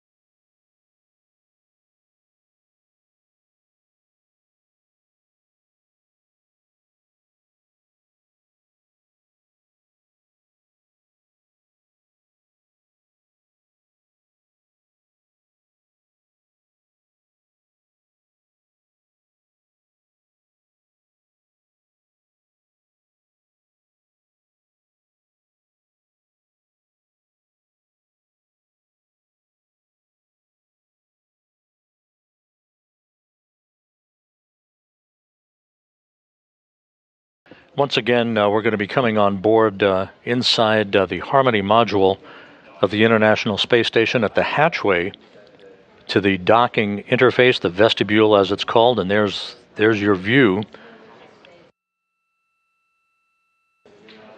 Work will be underway by Josh Cassada and others to configure all of the equipment and to conduct the leak checks at that docking interface over the next orbit to ensure that we have a tight seal and the precursor to the equalization of vestibule pressure that will be the stepping stone towards the opening of the hatch to allow the Crew-6 quartet, Steve Bowen, Woody Hoburg, Sultan Alneyadi, and Andrey Fedyaev to float on board the International Space Station and to be greeted by their 7 colleagues who have been living on board the station for some time now.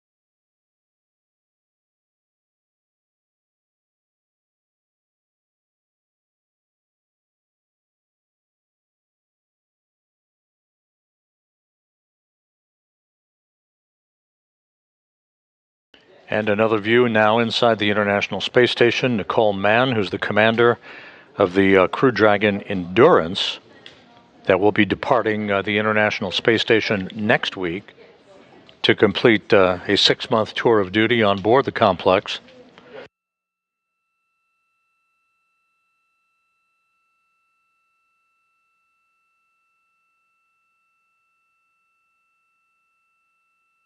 Just to recap, the Crew Dragon Endeavour launched in the early morning hours of March 2nd, just over 24 hours ago, docking to the zenith port of the Harmony module of the station at 12:40 a.m. Central Time, 1:40 a.m. Eastern Time, setting up for the opening of the hatches that's expected around 2:18 a.m. Central, give or take a few minutes.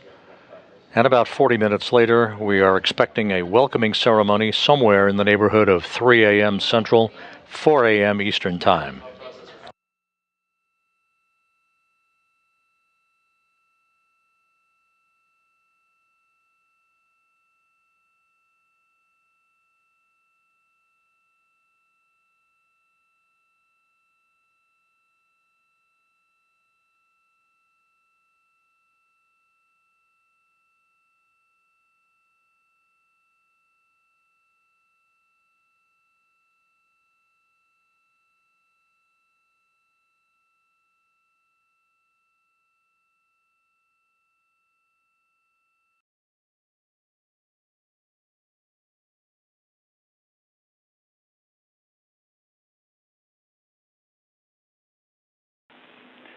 Dragon, Houston on the big loop. Stand by for hardline audio config.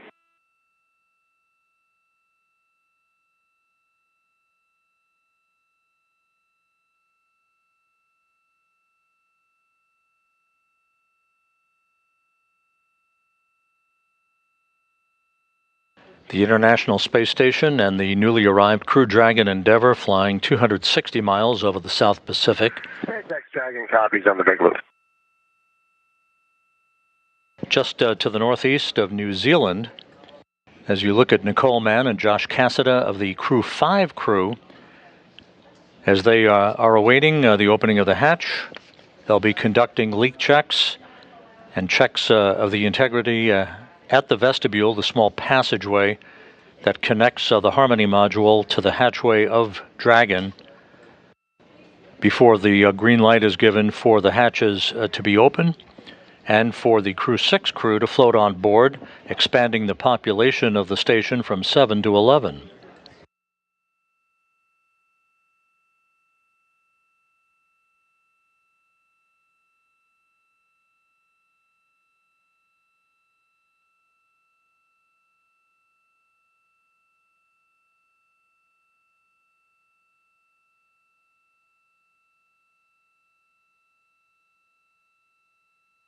And Dragon on Dragon to ground, no response required. Ground will be clearing the docking hooks not open alert from your displays.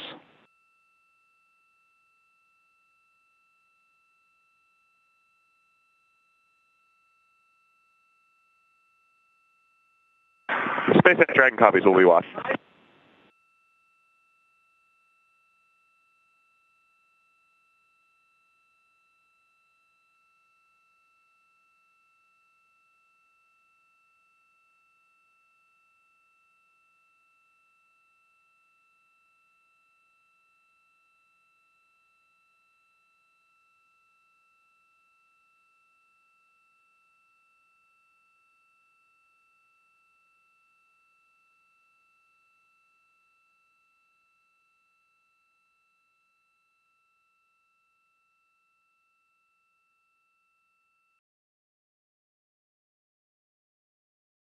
We should be getting a video from inside Dragon as Steve Bowen and his crewmates begin the preparation on their side of the docking interface for their own series of leak checks and preparations leading to the hatch opening on their side of the docking interface. For ComJack, hardline audio configuration is complete. How do you hear me?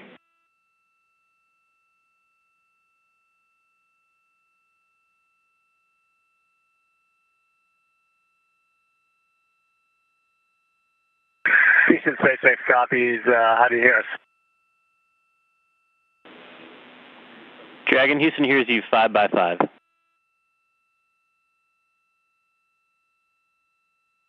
Houston SpaceX Dragon copy.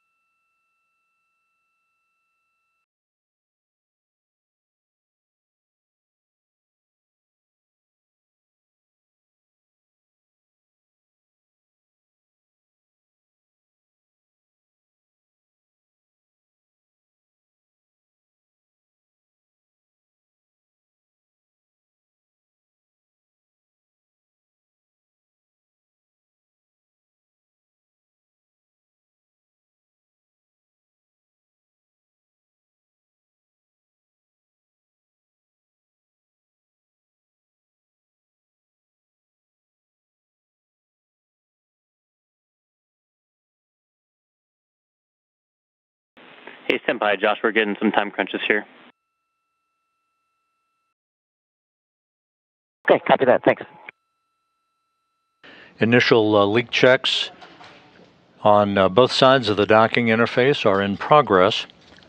Everything proceeding as planned for the opening of the hatches, allowing Crew-6 to come on board for the beginning of their half year in space. You see Koichi Wakata from the Japan Aerospace Exploration Agency, who has been working during this rendezvous time frame in the Kibo module, that is the hatchway just off to the left of your screen. Dragon SpaceX on Dragon to ground, low priority.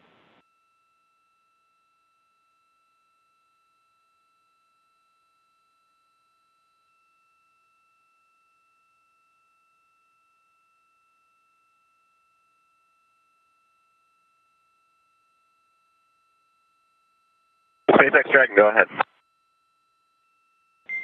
Hey, Woody, yeah, we're just looking for permission to come on board with cameras when ready.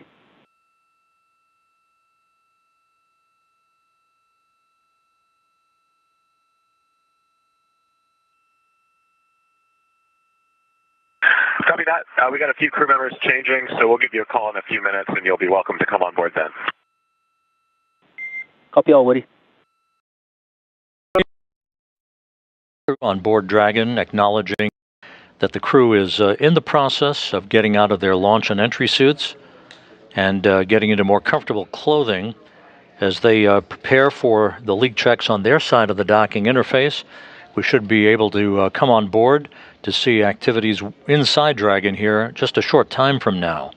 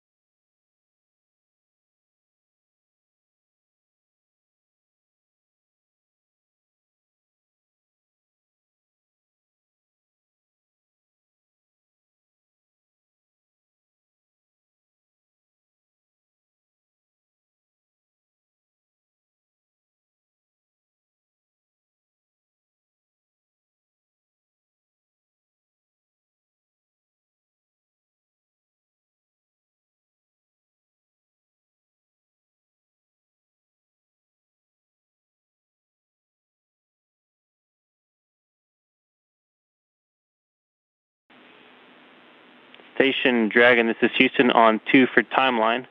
Josh, you asked us a question regarding when you think hatch opening is going to be happening. We're estimating about 45 minutes from now. And also for today's timeline in general, we're expecting to be about 20 minutes down. And we're going to just look for activities that are low-hanging fruit that we can punt off of today's timeline as we can get to those. But we expect to be about 20 minutes delta to today's timeline to the right.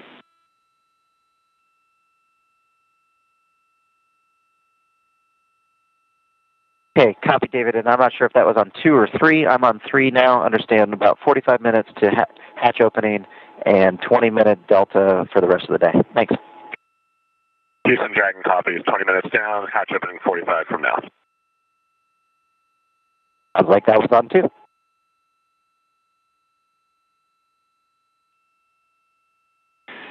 And station copies all. Thank you, David.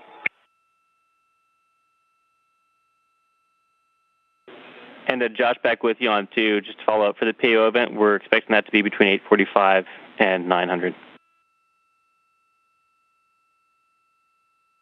Okay, station copies.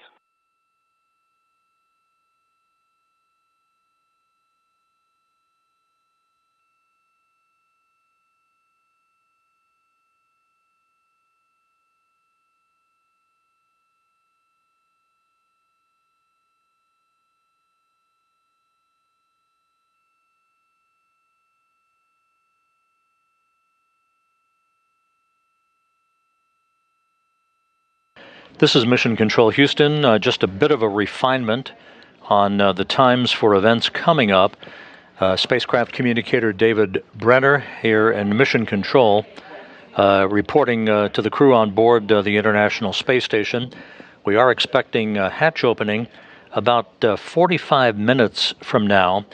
That would be about 2:10 a.m. Central Time, 3:10 Eastern Time, if that timeline is correct. The welcoming ceremony is expected somewhere between about 2:45 and 3 a.m. Central Time. So if you're keeping track of events here in the deep overnight, that's where we're headed. And we'll keep you posted as any of those times get refined. Again, docking occurred at 12:40 a.m. Central Time, about 23 minutes behind the original schedule, with the hooks closing to form a hard mate between Crew Dragon Endeavour and the Harmony module's international docking adapter on the space-facing port at 12:51 a.m. Central Time. Problem.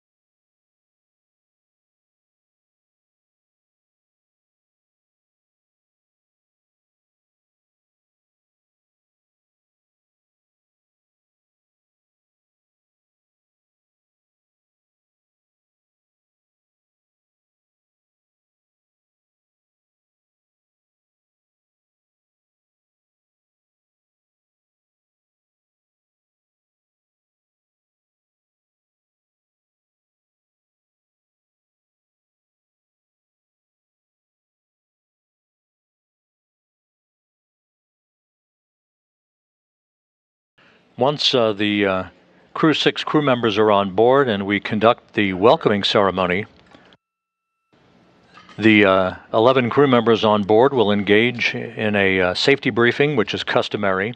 That'll be led by Station Commander Sergei Prokopiev before handover activities begin and the start of orientation for the newly arrived crew members on the International Space Station. Steve Bowen, no stranger to the space station, albeit his 3 previous missions were during the assembly phase of the International Outpost. His crewmates, Woody Hoburg, Sultan Alneyadi, and Andrey Fedyaev, are, of course, first-time flyers. Still station on 3 for fridge. Duke, you must be psychic. I was just about to call you.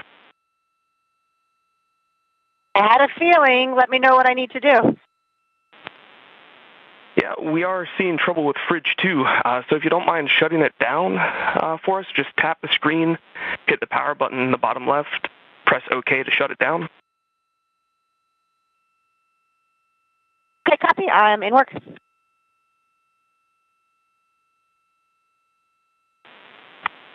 Once it starts shutting down, it's eventually going to say safe to power off. Once it says safe to power off, you're going to switch fridge to the power switch on the galley control panel. At the bottom of the rack, you're going to switch that off.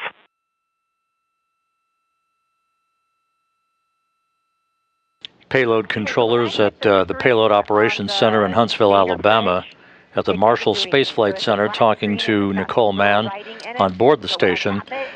Once the safety briefing is concluded and a few hours of orientation for the newly arrived crew members gets underway, the 11 crew members will go into an extended sleep period throughout the day on Friday, catching their breath after a fairly hectic week of activities. Handover activities between the Crew-6 crew and the Crew-5 crew will span over the next 5 days in order to make sure that Crew-6 is all set to begin its increment in earnest. The Crew-5 crew members are scheduled to undock from the space station somewhere in the neighborhood of around March 9th. A specific date will be further refined, likely early next week, after the ballistic trajectory of deorbit opportunities and weather conditions are assessed by both SpaceX, the Commercial Crew Program, and the International Space Station Program. Koichi Wakata of the Japan Aerospace Exploration Agency and Josh Cassida working to begin setting up cameras that will document hatch opening and the welcoming ceremony. Again, we expect hatches to open somewhere in the neighborhood of about 2:10 a.m. Central Time, with a welcoming ceremony to follow somewhere between 2:45 and 3 a.m. Central Time.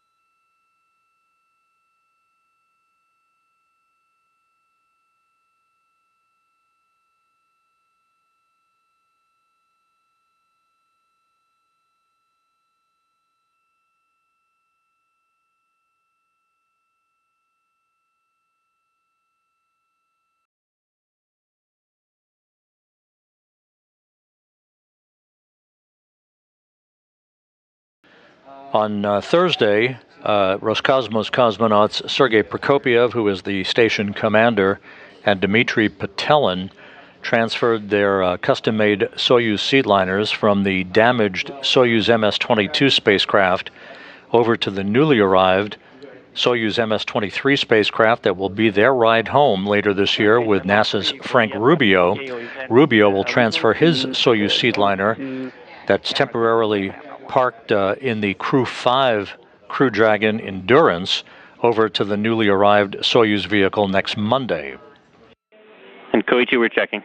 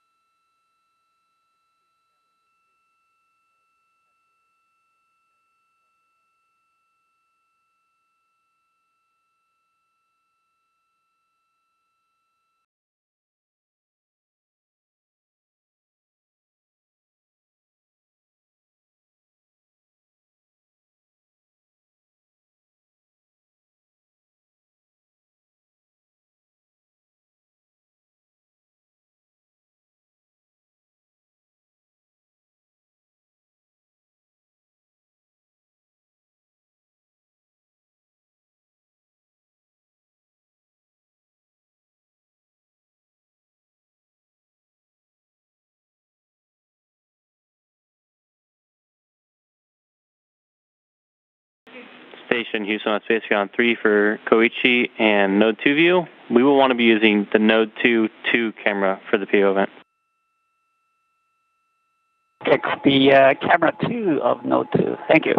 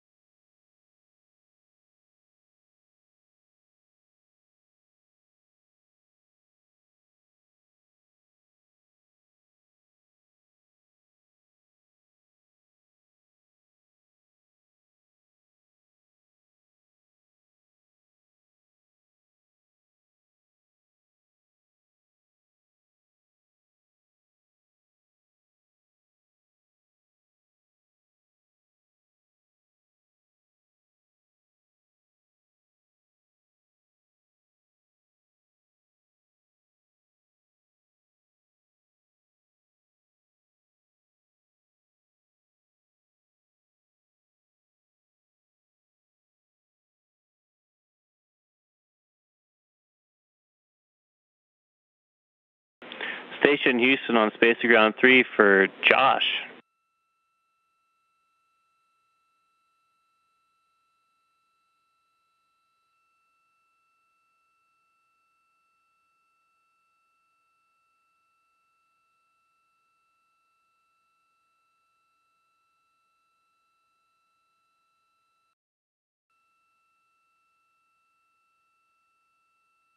Go ahead on 3, David. Hey Josh, leak check's complete. You're a go to proceed with ingress part 2, and step 3.1, you have a go to open the apex equalization valve. Okay, we're in work.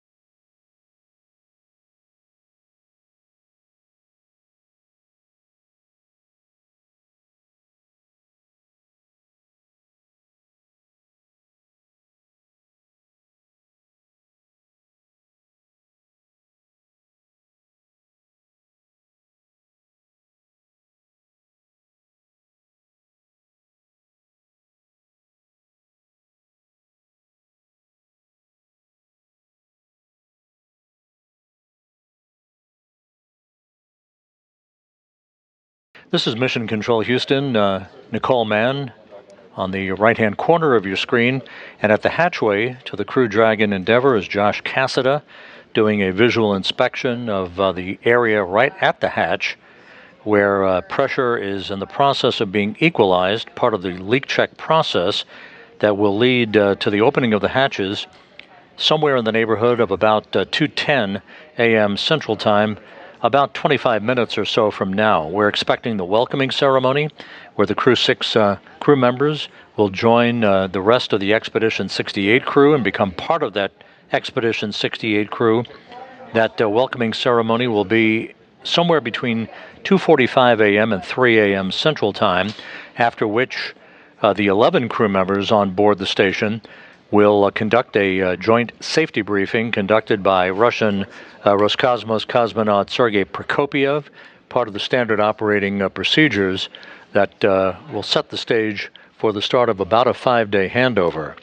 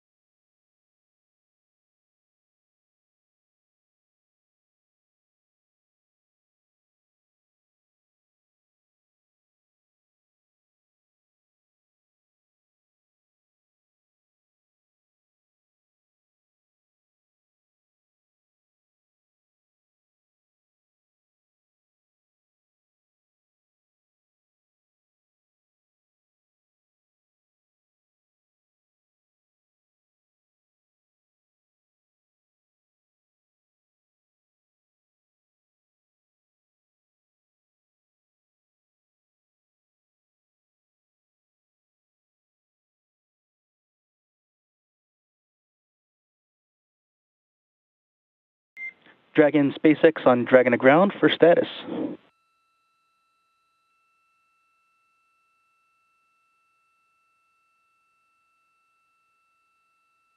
And SpaceX Dragon, go ahead. Hey, just wanted to check in and see if we could come back on board.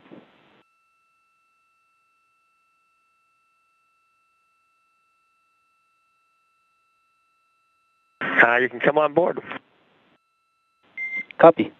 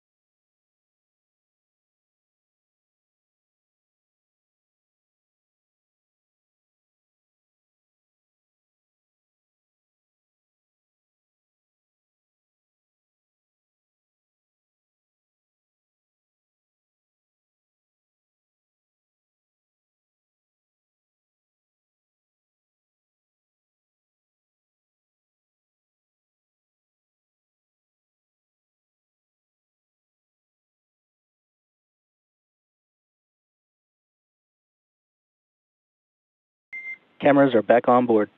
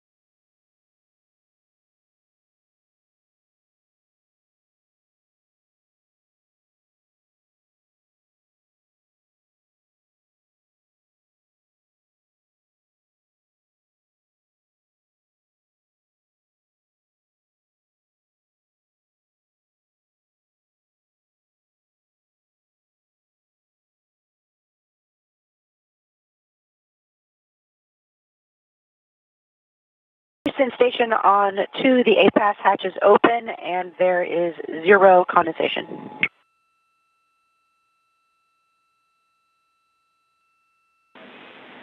Station Houston, we copy. Great news.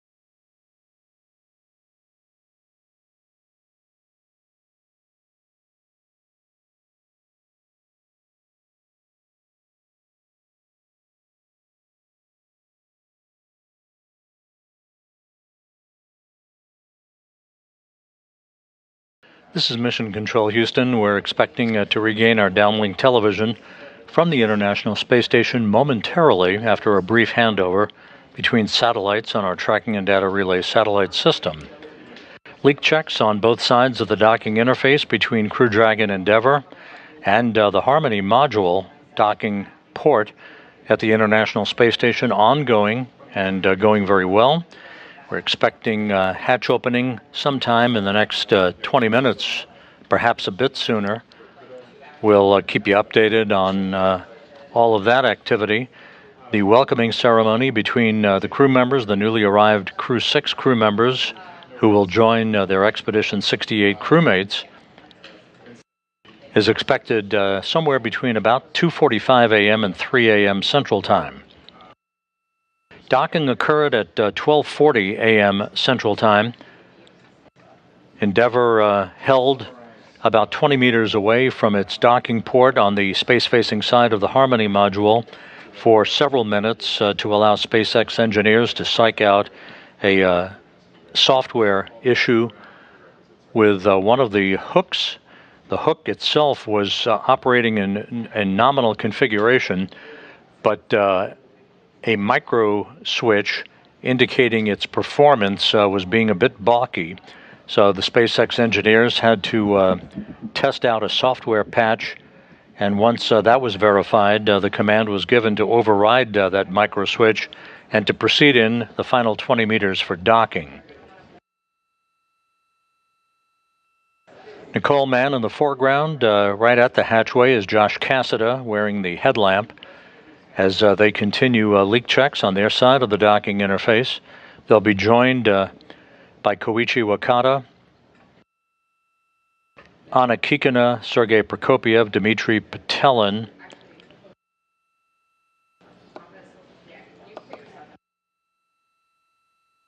Eleven crew members will be on board the International Space Station for about the next 5 days or so.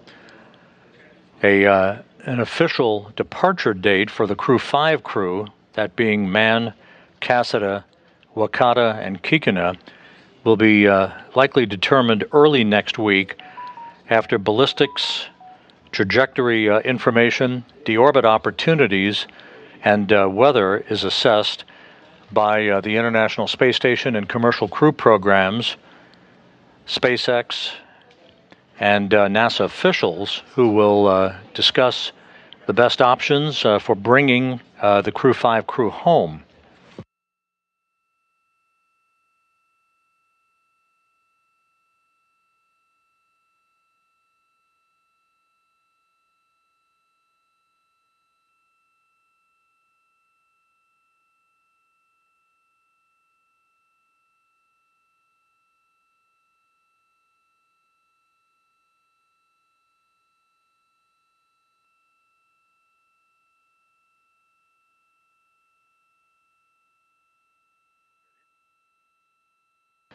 Once the hatches are open and there's Frank Rubio now in the field of view, he will be transferring his custom-made Soyuz seedliner from the Crew-5 Dragon Endurance, where it is temporarily housed, into the newly arrived Soyuz MS-23 spacecraft that is docked to the Poisk module of the International Space Station. That Soyuz seedliner transfer will accompany the Soyuz seedliner transfer that Prokopiev and Petelin undertook on Thursday, and that will put the Soyuz MS-23 in a ready-made departure capability and will complete the work necessary to bring that newly arrived Soyuz back into full return capability for Rubio, Prokopiev, and Petelin, who will return to Earth in that newly arrived vehicle later this year. For Dragon hatch equalization.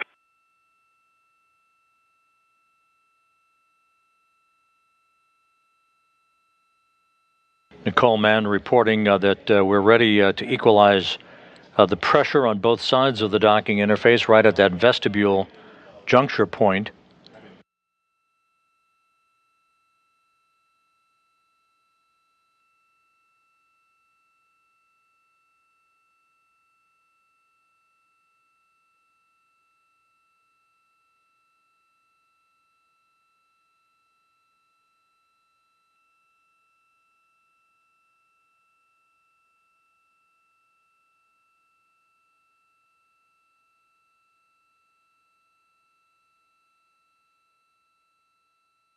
Houston, station on 2, com check. Station Houston on 2, we hear you loud and clear. Sorry, I should have given you a checking. Yeah, we copy you're ready. Dragon crew still working through some procedures, and they're getting there, but it's going to be a bit. Okay, sounds good. Thank you. Should be about 20 minutes or so you guys have some time.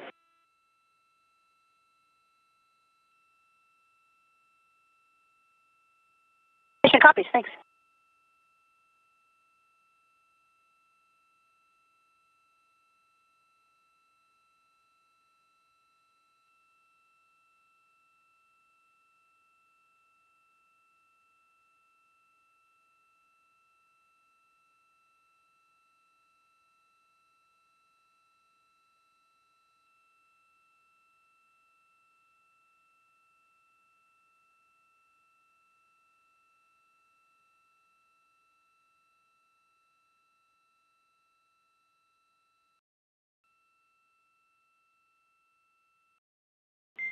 Dragon SpaceX low priority on Dragon to ground.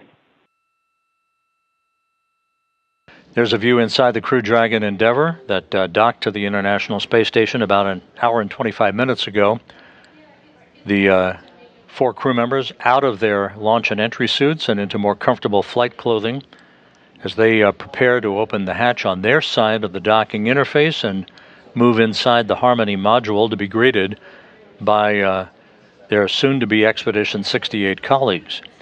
The expedition designation of Expedition 68 is still in progress and will continue until the undocking on March 28th of the damaged Soyuz MS-22 spacecraft that will make an uncrewed parachute-assisted landing on the steppe of Kazakhstan. At the point of undocking of MS-22, Expedition 69 will begin, still under the command of Roscosmos cosmonaut Sergei Prokopyev.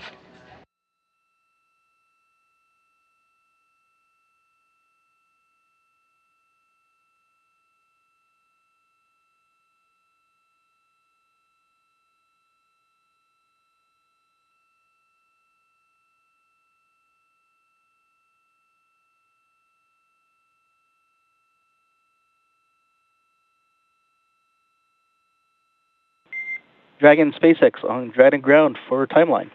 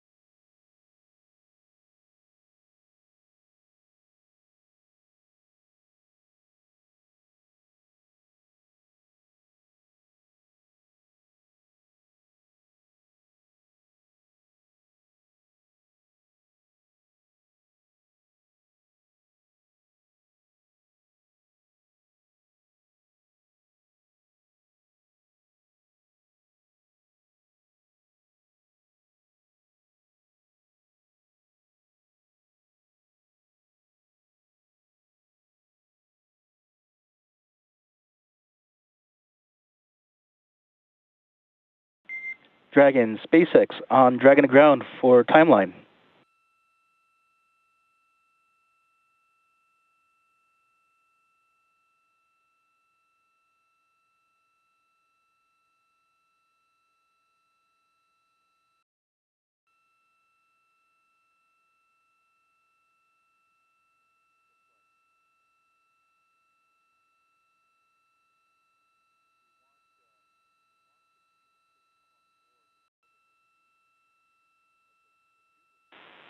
Dragon SpaceX on the big loop for crew timeline.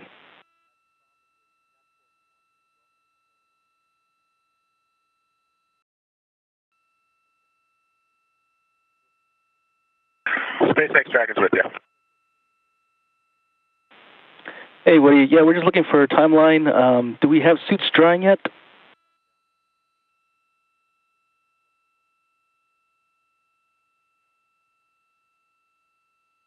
Hey, firm, we are 57 minutes into the suit drying. We tried to call you earlier on Dragging the Ground with no joy. So 3 minutes left on suit drying, and then we'll be, that's the blocker to most of the rest of our procedures. Yeah, copy. You are actually go for 4.400 sections 1 through 3. So we'll be ready to record your inventory when ready.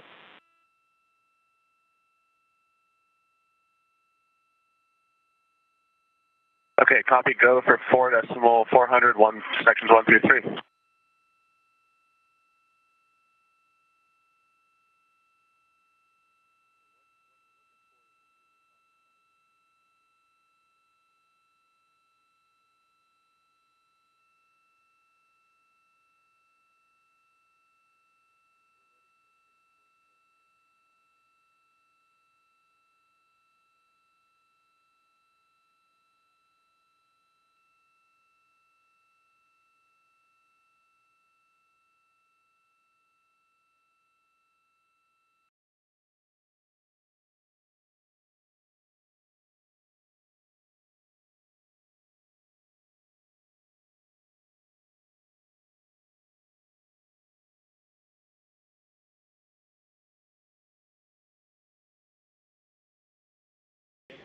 As we stand by for the completion of the pressure equalization between the two hatches, Crew Dragon Endeavour and Harmony, you're looking at Roscosmos cosmonaut Anna Kikina, who is in the final days of her 6-month stay aboard the International Space Station. Station Houston on Space Ground 2 for any available U.S. crew member for scene and voice check.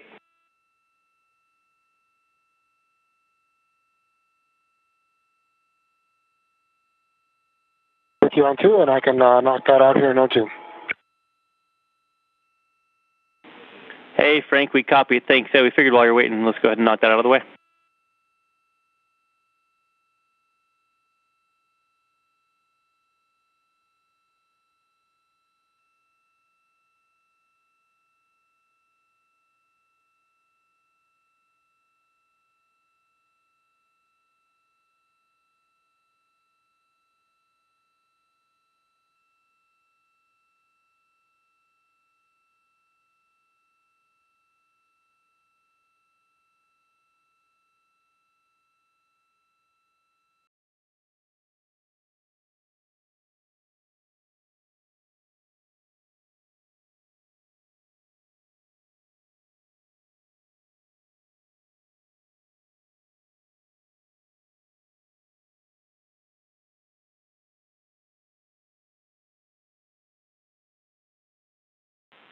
Dragon SpaceX on the big loop.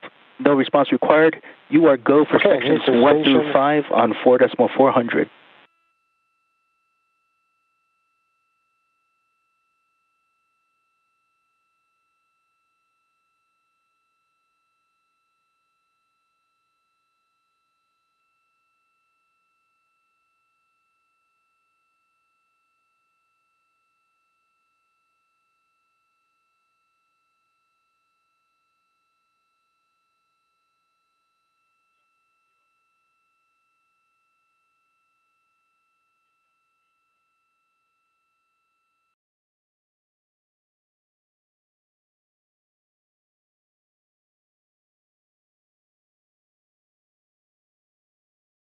Houston Station on 2, ready for scene and voice check when you're ready. Frank, we are ready.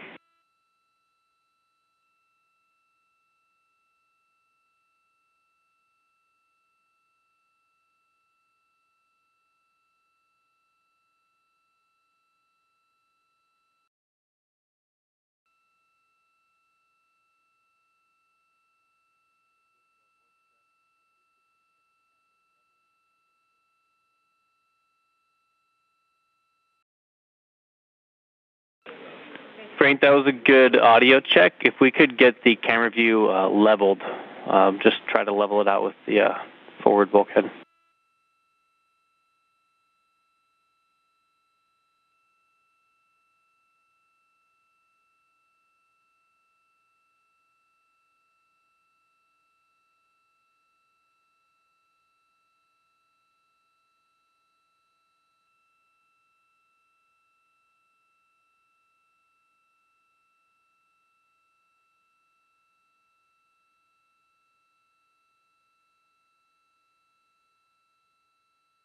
Okay, how does that camera view work for you guys?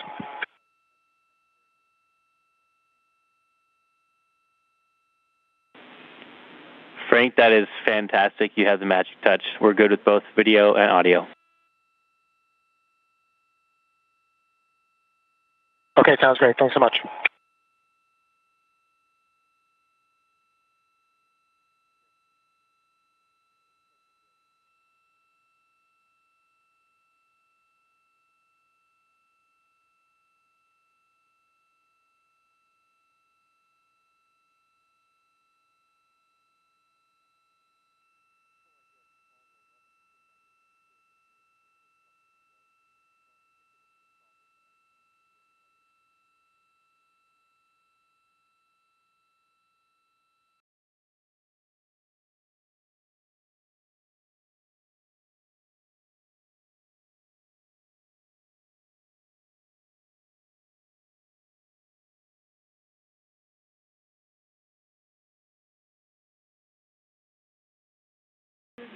Station Houston on Space Ground 2 for Frank for scene.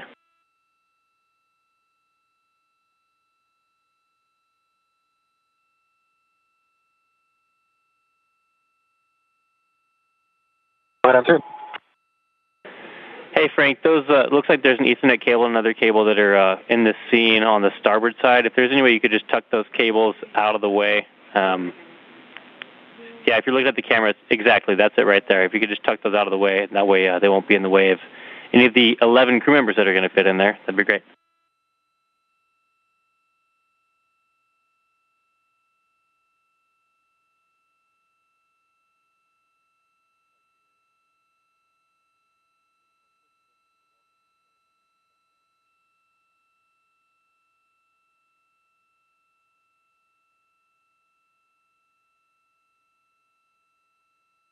This is Mission Control Houston. We're nearing the completion of the pressure equalization across the hatchway between the Crew Dragon Endeavour and the Harmony module of the International Space Station as the Expedition 68 crew members, Frank Rubio in the field of view, Koichi Wakata had just floated out of the field of view, are preparing for the opening of the hatch. There he is. There's Wakata. The hatches will be opened, and we'll be starting a welcoming ceremony just a few minutes after that to greet the newly arrived Crew-6 crew, Commander Steve Bowen, pilot Woody Hoburg, and mission specialists Sultan Alneyadi and Roscosmos cosmonaut Andrey Fedyaev.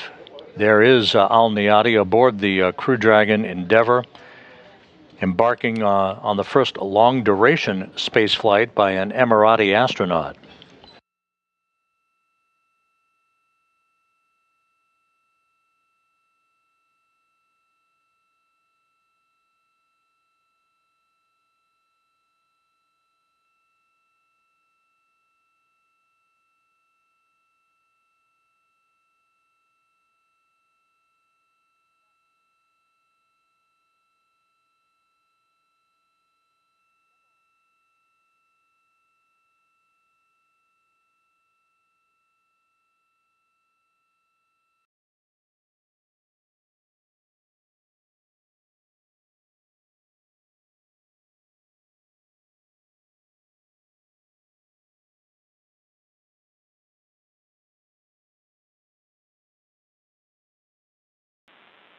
Dragon SpaceX on the big loop for crew timeline.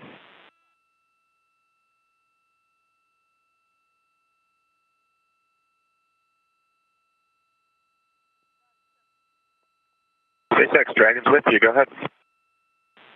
Yeah, due to the earlier delays, we're a little behind on the timeline, but understand crew are working through procedure 4.400. We'd like you to focus on completing sections 1 through 5 in order to support Dragon Hatch open. We can come back for suit stowage at a later time.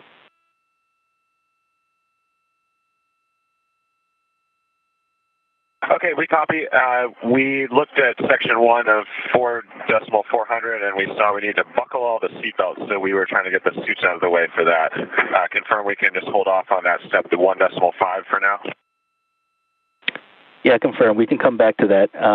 But the inventory and section 5 for the waste system flush is critical to complete prior to hatch open.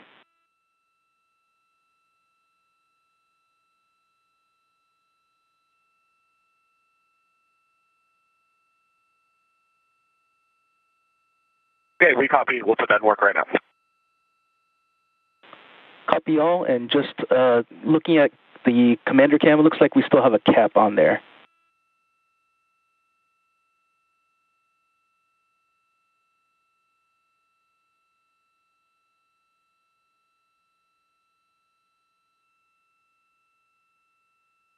Once again, the view inside the Crew Dragon Endeavour, a good view on the right of Commander Steve Bowen. That's beautiful, thanks.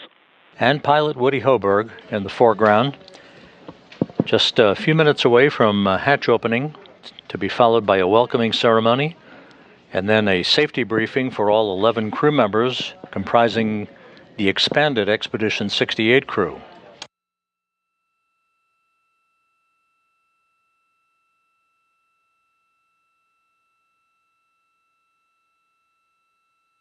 Endeavour docked to the Zenith port, the space-facing port of the Harmony module of the International Space Station, a little less than 2 hours ago at 12:40 a.m. Central Time, 1:40 a.m. Eastern Time.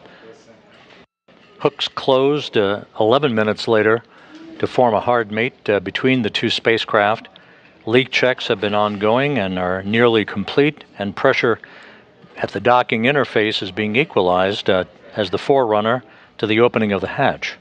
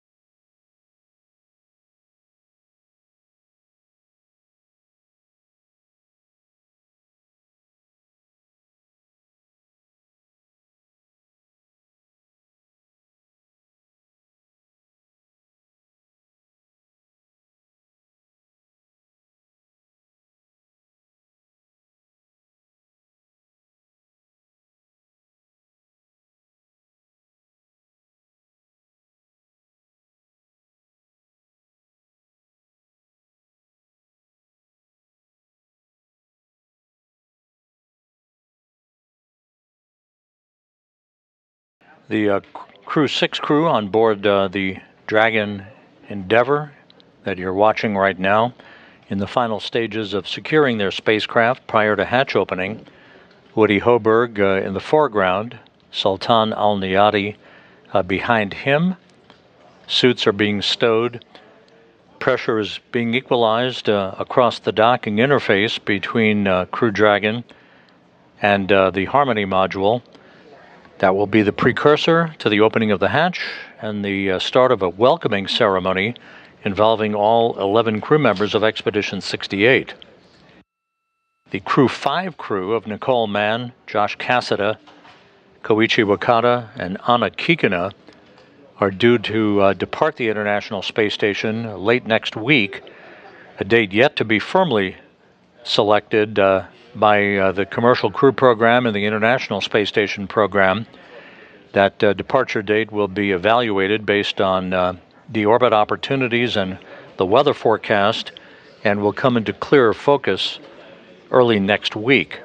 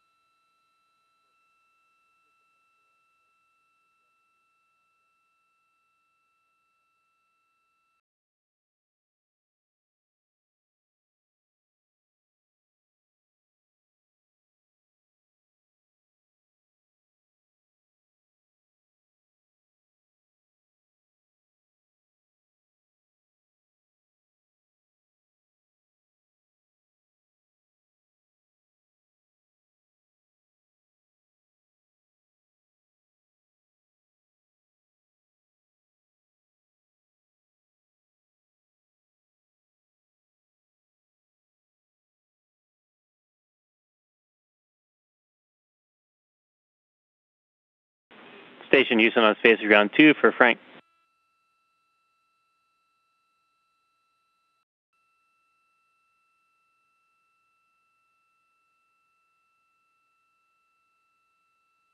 Down 2. Hey Frank, we just wanted to give you a rundown of our plan for the PO event. So after hatch opening, we'll give you guys like 5 to 10 minutes, and then just call us when you're ready to start the PO event. How's that sound?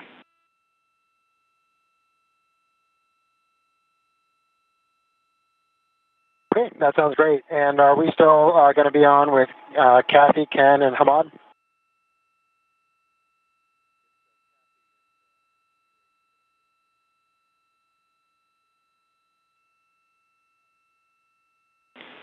And Frank, yes, so there will be no Ken.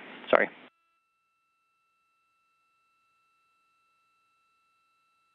Okay, copy. Just Kathy and Hamad. Hey, and just for a little coordination, I know the back and forth that's on the Word document, but after I kind of say, we hear you loud and clear, I'll say a quick welcome, but I would also like to hand it off to Sergey as the commander and just give him a chance to say hi, and then we'll turn it over to Kathy. Frank, that sounds great. That's a good plan. Okay, thanks so much.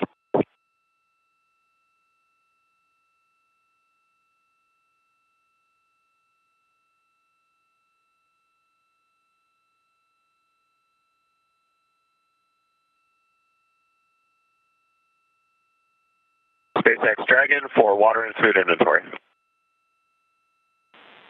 SpaceX ready to copy.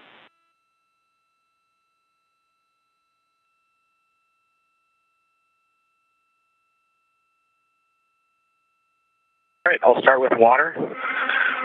We consumed all 5 bottles from location 203, all 5 bottles from location 207, and 3 bottles from location 208.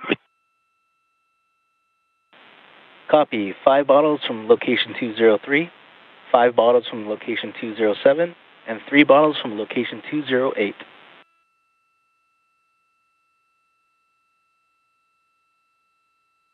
Feedback. Again, a good view inside the Crew Dragon Endeavour as the Crew-6 crew, having arrived at the International Space Station, completing the final stowage of equipment before hatch opening that will enable them to move inside the complex that will be their home for the next half year.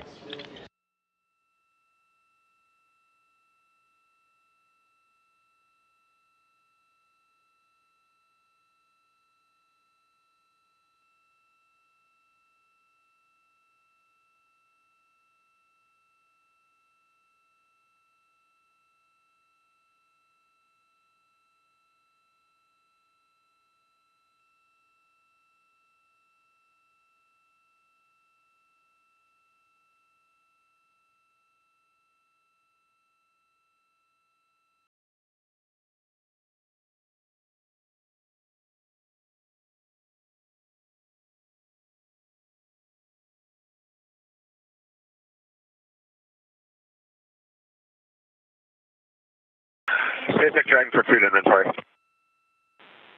SpaceX, ready to copy.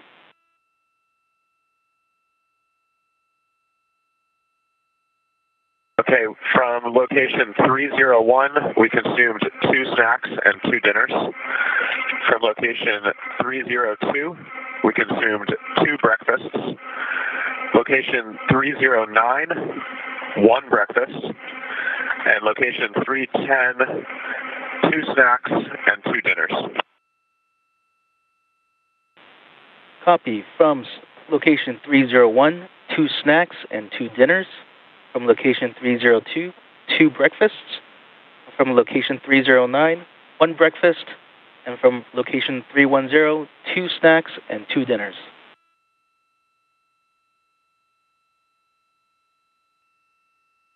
Feedback correct.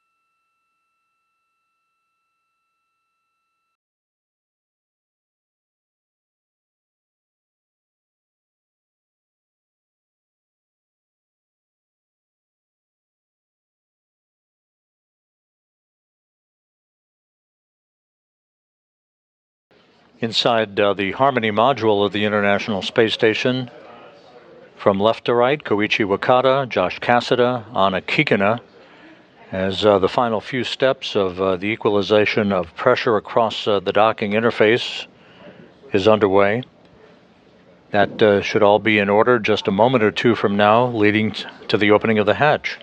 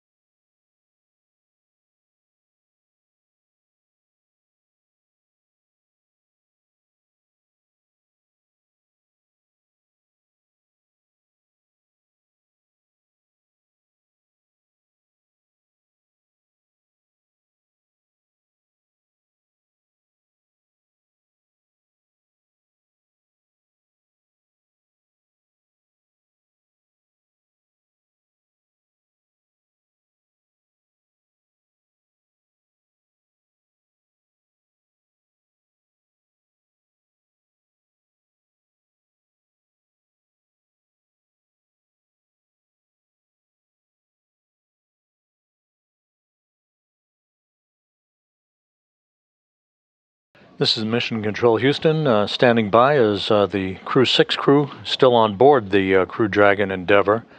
Complete the final stowage of some of the equipment that they used and their suits that they rode to orbit in. And for the final phase of today's rendezvous and docking to the space-facing port of the Harmony module. Meanwhile, inside Harmony, awaiting hatch opening, Anna Kikina on the left, Josh Cassida on the right.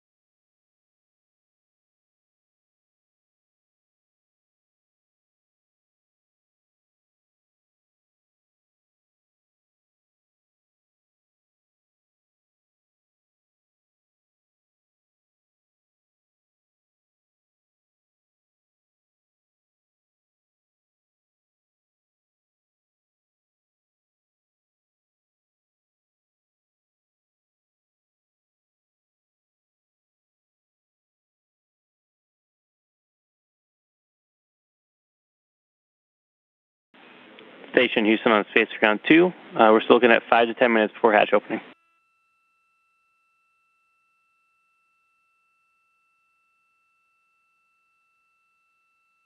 Okay, station copies.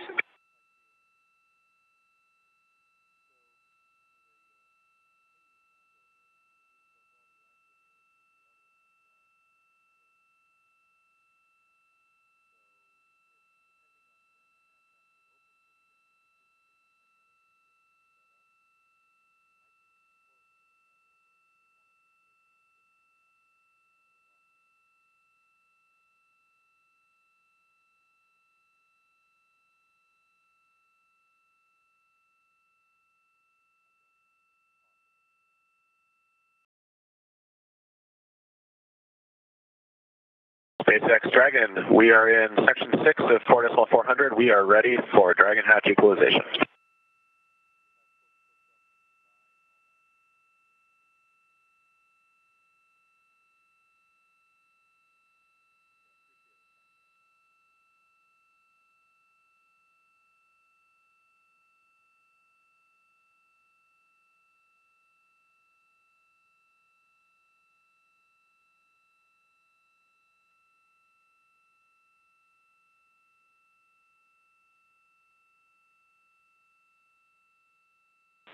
Copy, Dragon. Ready for hatch equalization.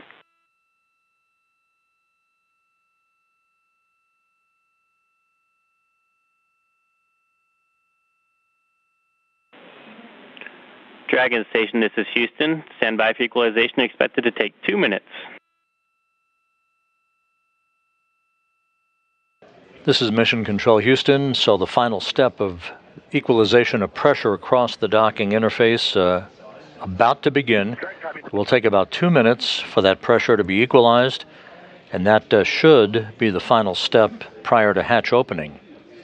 Once the hatch opens and the Crew-6 crew floats on board the station, it will take just a few minutes for them to get set up for the welcoming ceremony involving all 11 crew members to greet the newly arrived Crew-6 quartet of Steve Bowen and Woody Hoburg, who you see in the field of view, along with Emirati astronaut Sultan Alneyadi and Roscosmos cosmonaut Andrey Fedyaev.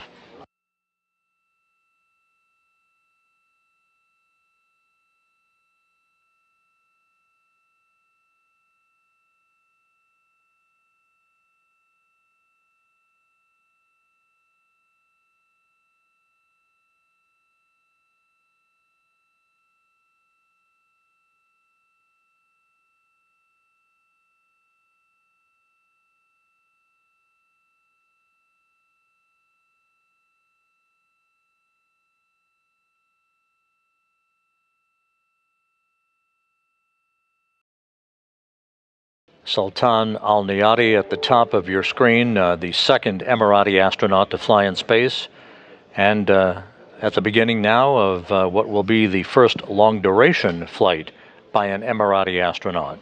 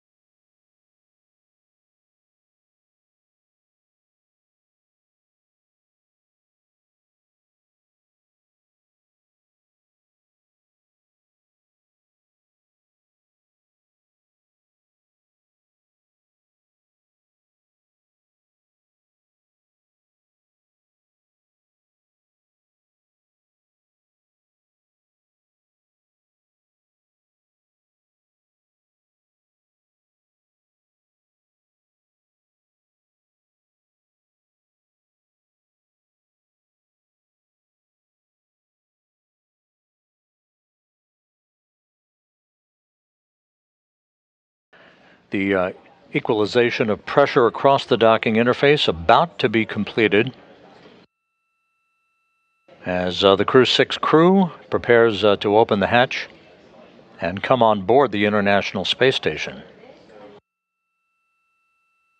It has been just a shade over 2 hours since Endeavour docked to the space-facing port of the Harmony module. That occurred at 12:40 a.m. Central Time, 1:40 a.m. Eastern Time.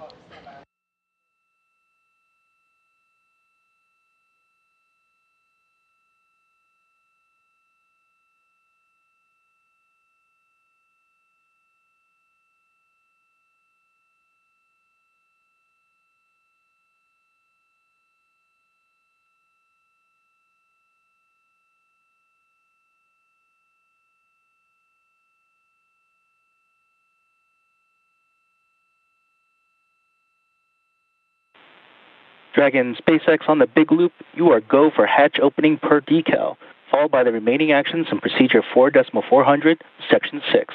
How copy?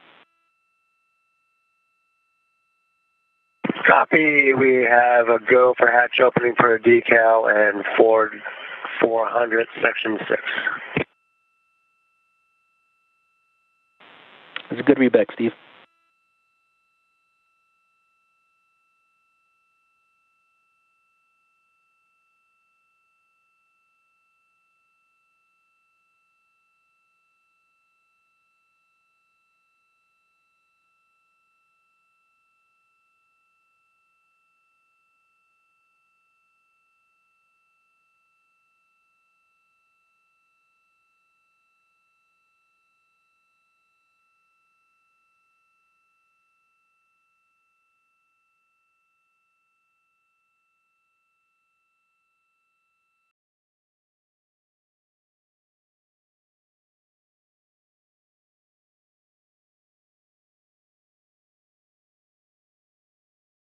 And the hatch to the Crew Dragon Endeavour is open at 2:45 a.m. Central Time, 3:45 a.m. Eastern Time. Again, Dragon's hatch opened at 2:45 a.m. Central, 3:45 a.m. Eastern Time.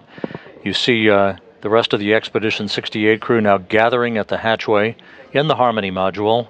Station Commander Sergei Prokopiev on the right, joined by his Roscosmos colleagues Anna Kikina and Dmitry Patelin.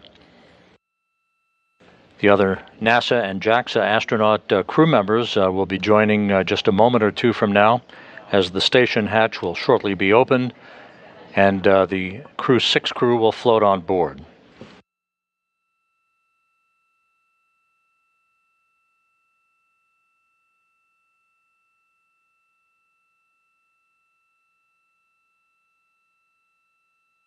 Hatch opening occurring again at 2:45 a.m. Central. On the Dragon side, as the International Space Station flew 260 miles off the southeast coast of Australia.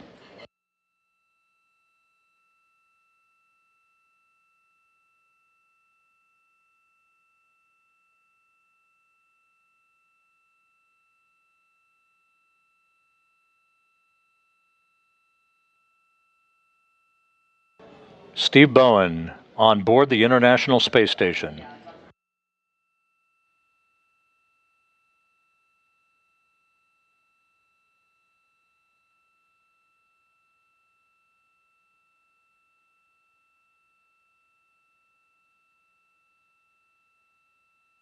Woody Hoburg now on board.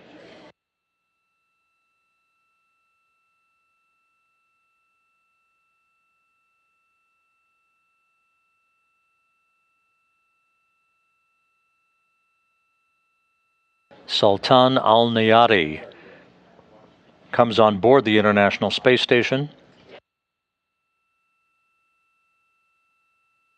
And Andrey Fedyaev. So the Crew-6 crew is now on board the International Space Station.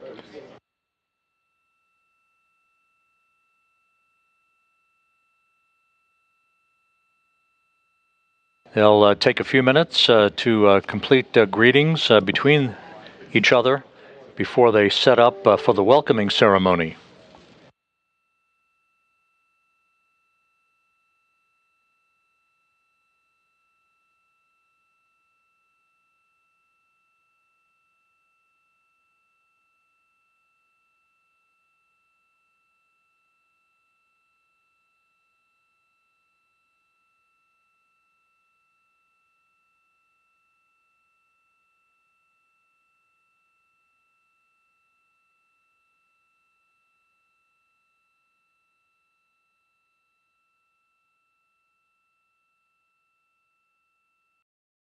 So the International Space Station now a crew of 11 crew members for the next week.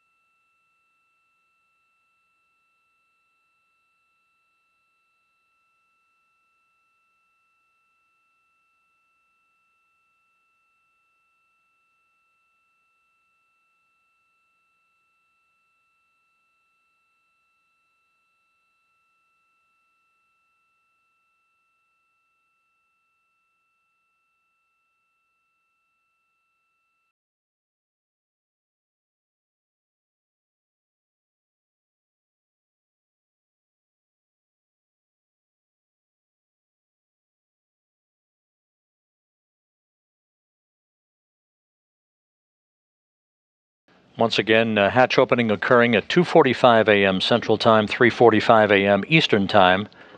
The International Space Station was flying at an altitude of 260 miles off the southeast coast of Australia.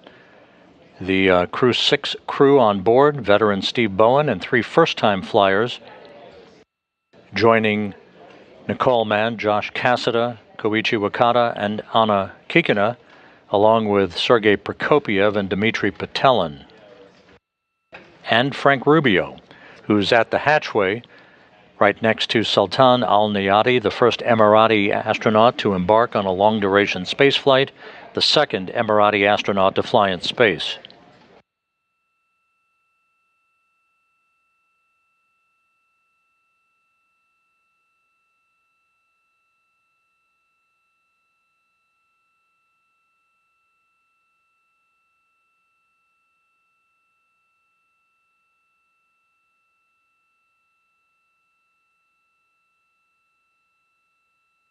Steve Bowen on board the station now for the 4th time. His first 3 flights were all assembly missions on the space shuttle.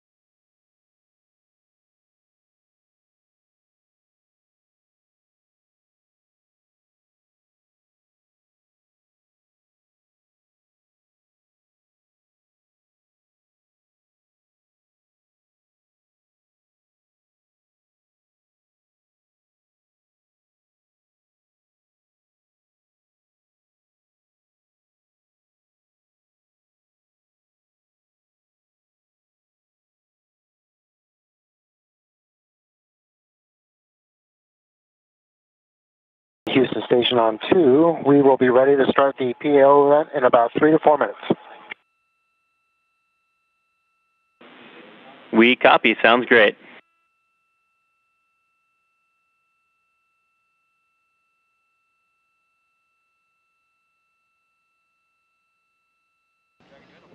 And we are expecting the welcoming ceremony to begin about 3 minutes from now. The crew getting set up. The first opportunity to hear from the Crew-6 crew after arriving on board the International Space Station, with docking having occurred at 12:40 a.m. Central Time, followed 11 minutes later by the closing of the hooks to form a hard mate between the Crew Dragon Endeavour and the Harmony module. Hatches were opened at 2:45 a.m. Central Time. Houston on Space Ground 2 for COM. For this PAO event, we will have a loss of KU. We'll have a handover from 9:14 to 9:15, so you'll lose audio and video with your party at that time.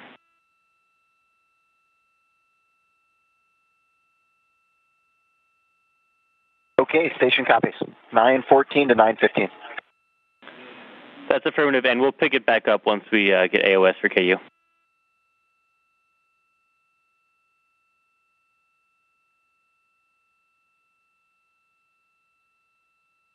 Okay, we copy. And are you going to let us know right before that, so we'll stop with whatever comments are going on at that moment?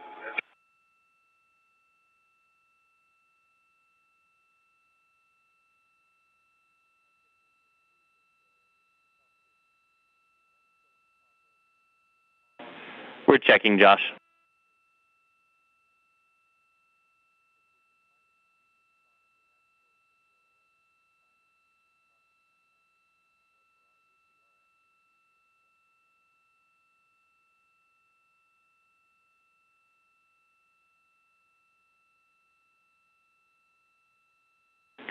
And Josh, back with you guys on 2. If we find a convenient spot to give you a heads up, we'll do that. But if we're in the middle of the event, we'll just lose you and pick it back up on the other side. Okay, we copy that. Just a heads up, we do have spacecraft 3 up. If you wanted to pass it there, then it wouldn't make it to the outside world, but we'd hear you.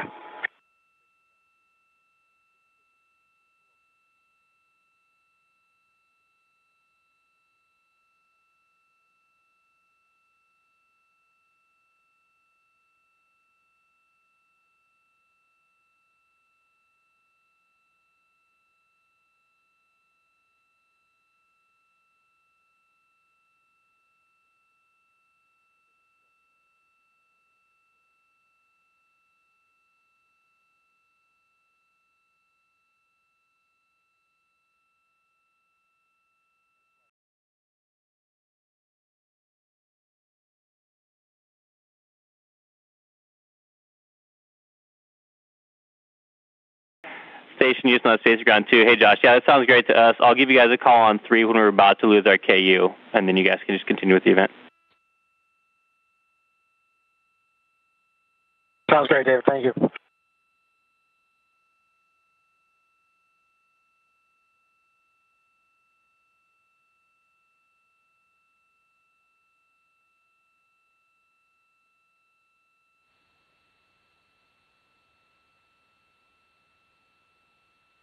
All right, David, we are set up. If you want to do one more scene check with the entire crew, I think we're in our positions. Let us know how this works for you.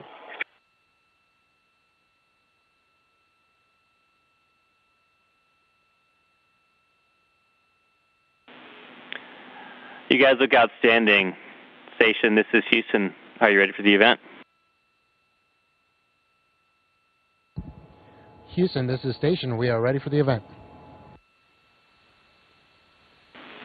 NASA leadership, this is Mission Control Houston. Please call Station for a voice check. Station, this is Kathy Leaders. How do you hear me? Kathy, we have you loud and clear. It's great to hear your voice.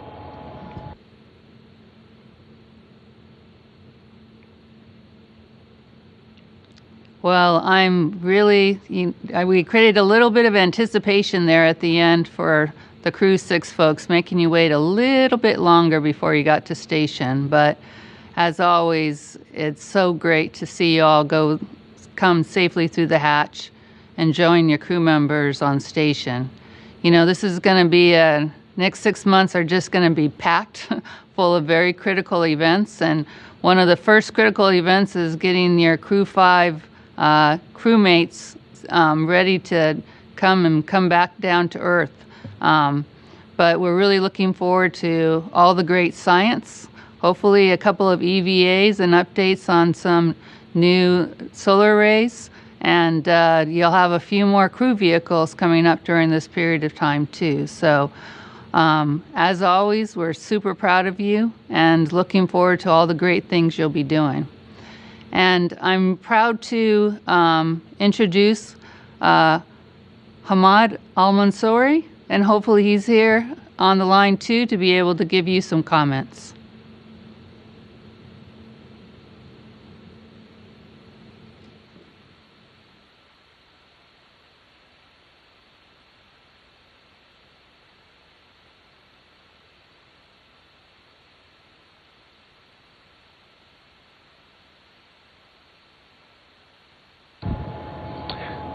All right, Kathy. Sorry. Well, thank you so much. Yeah. We couldn't agree more. While we wait for... there's Hamad. Great. We are ready for your comments, Hamad. Thank you. Astronaut Steve, Woody, Sultan, and cosmonaut Andrey, and little astronaut Sohail. Congratulations to all of you on your successful arrival to the International Space Station. Your mission to space represents a huge milestone for SpaceX, NASA, and the United Arab Emirates. Crew-6, you become part of our community back home in the United Arab Emirates. Please allow me to say a few words in Arabic.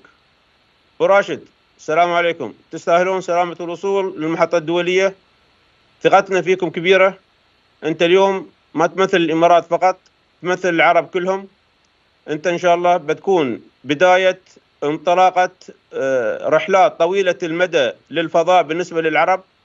تذكر دائما كلمة سيدي صاحب سمو الشيخ محمد بن زايد إن الوطن وشعب الإمارات كله معك، اتذكر كذلك أن بهاي المهمة نحن نجسد توجيهات سيدي صاحب السمو الشيخ محمد بن راشد أن بعد هزاع المنصوري أن هناك سوف تكون طوابير تستكمل المهمة طموح زايد.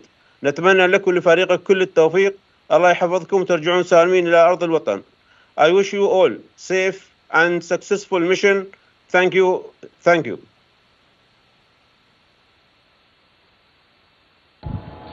Thank you so much, Ahmad, and thank you, Kathy, and we couldn't agree more. There is no better highlight than welcoming our friends to the International Space Station. And so congratulations with that to the SpaceX team, to the NASA team, and also to the team at the UAE. We're looking forward to the next few months that we get to spend with our friends, and it's going to be awesome. With that, I'll pass it off to the ISS commander, Sergey. Hello, everybody. So glad to hear our friends, and this is amazing to see your smile here, and we're looking forward to work together. And Steve, Sultan, Andrey, Woody, my congratulations for joining us. And first of all, I say congratulate the who first time in space. This is an important part of your life. Andrey became cosmonauts, Woody and Sultan astronauts, real astronauts now. And I wish you good wellness here, and happy flight, and amazing impressions here. Looking forward to work together, and my congratulations again.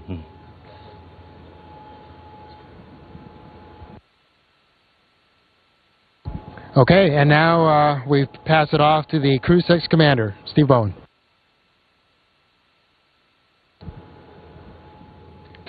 It's great to be on board finally after a short delay, just outside taking a look at the station, I guess. It's a real privilege to be here again. It's been 11 years since I've been here. It still looks like the space station, maybe a little more crowded, a few more wires. I'm looking forward to same Koichi, that is true. It is the same Koichi.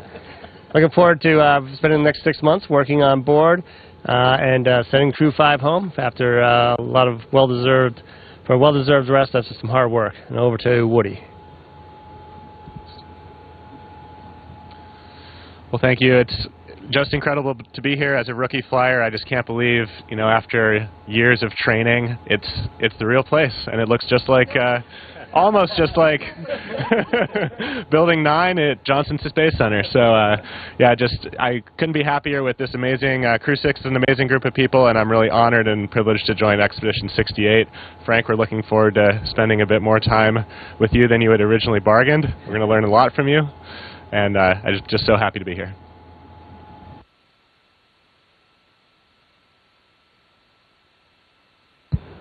Luckily, I survived the first stunt. Yeah, allow me to say a few words in Arabic. شكرا جزيلا لكل من وقف معانا. الحمد لله وصلنا محطة فضاء الدولية. شكرا لأمي وأبوي، شكرا لعائلتي، لقيادتنا الرشيدة اللي أعطتنا الثقة هذه. اللهم لك الحمد. الإمارات تخطو خطوات جبارة، إن شاء الله تتلوها خطوات أكبر إن شاء الله في المستقبل. هذا كله بفضل القيادة الرشيدة ونظرتها والتعاون الدولي اللي تتبع دولة الإمارات العربية المتحدة. الفضاء مجال واسع، مرحب طبعا بالتعاون الدولي. الإمارات تخطو خطوات جبارة في هذا المجال، اللهم لك الحمد. شراكتنا هذه المرة جاءت في سياق أن نقوم بمهمة طويلة الأمد فيها منفعة للبشرية ومنفعة للإنسانية، وكذلك الأبحاث العلمية اللي إن شاء الله ترجع بالمنفعة للجميع. So thank you everybody for this opportunity. I would like to thank my family, my parents, the leadership in the UAE, the Mohammed bin Rashid Space Center that gave me the trust to conduct this mission. I can't be happier than this. I mean, seeing old friends in space, gathering as a big family. This is the essence of space exploration. The UAE is taking great steps towards pushing the boundaries of exploration and cooperating with the spacefaring nation to explore more, to seek new endeavors into space. So again, I said it before, but I say it again, go Dragon, go SpaceX.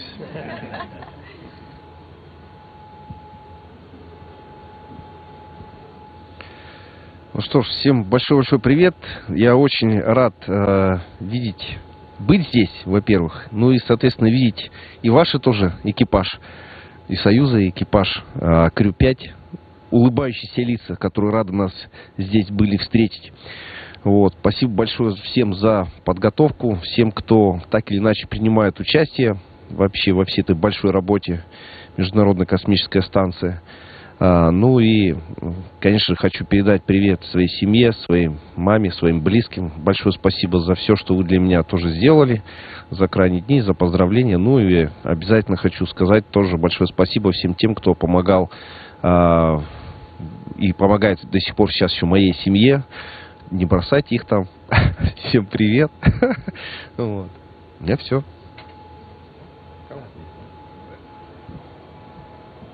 All right, guys, once again, welcome. And with that, Kathy, over to you.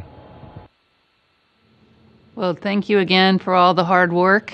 And it's so great to see all 11 of you there representing so many different countries because, like all of you talked about, this is what it's like about space exploration, for us all to be working together, living and working peacefully in space. So thank you. Looking forward to all the great accomplishments that will be coming and looking to get Crew-5 safely home.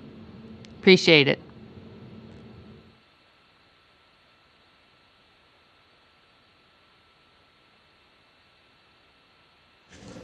All right, that'll wrap it. Station, this is Houston ACR. That concludes the event. Thank you. Houston ACR, we copy. Thank you, station. We are now resuming operational audio communications. Station.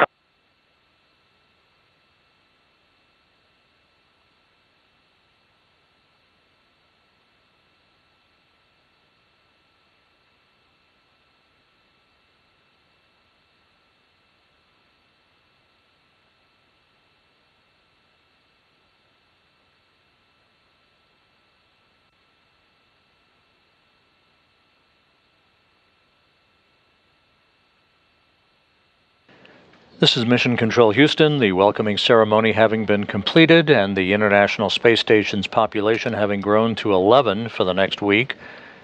The crew will set out now to conduct a mandatory and customary safety briefing to be conducted by Station Commander Sergei Prokopiev so that they can become familiar with evacuation routes, should that become necessary, and other evacuation and emergency procedures.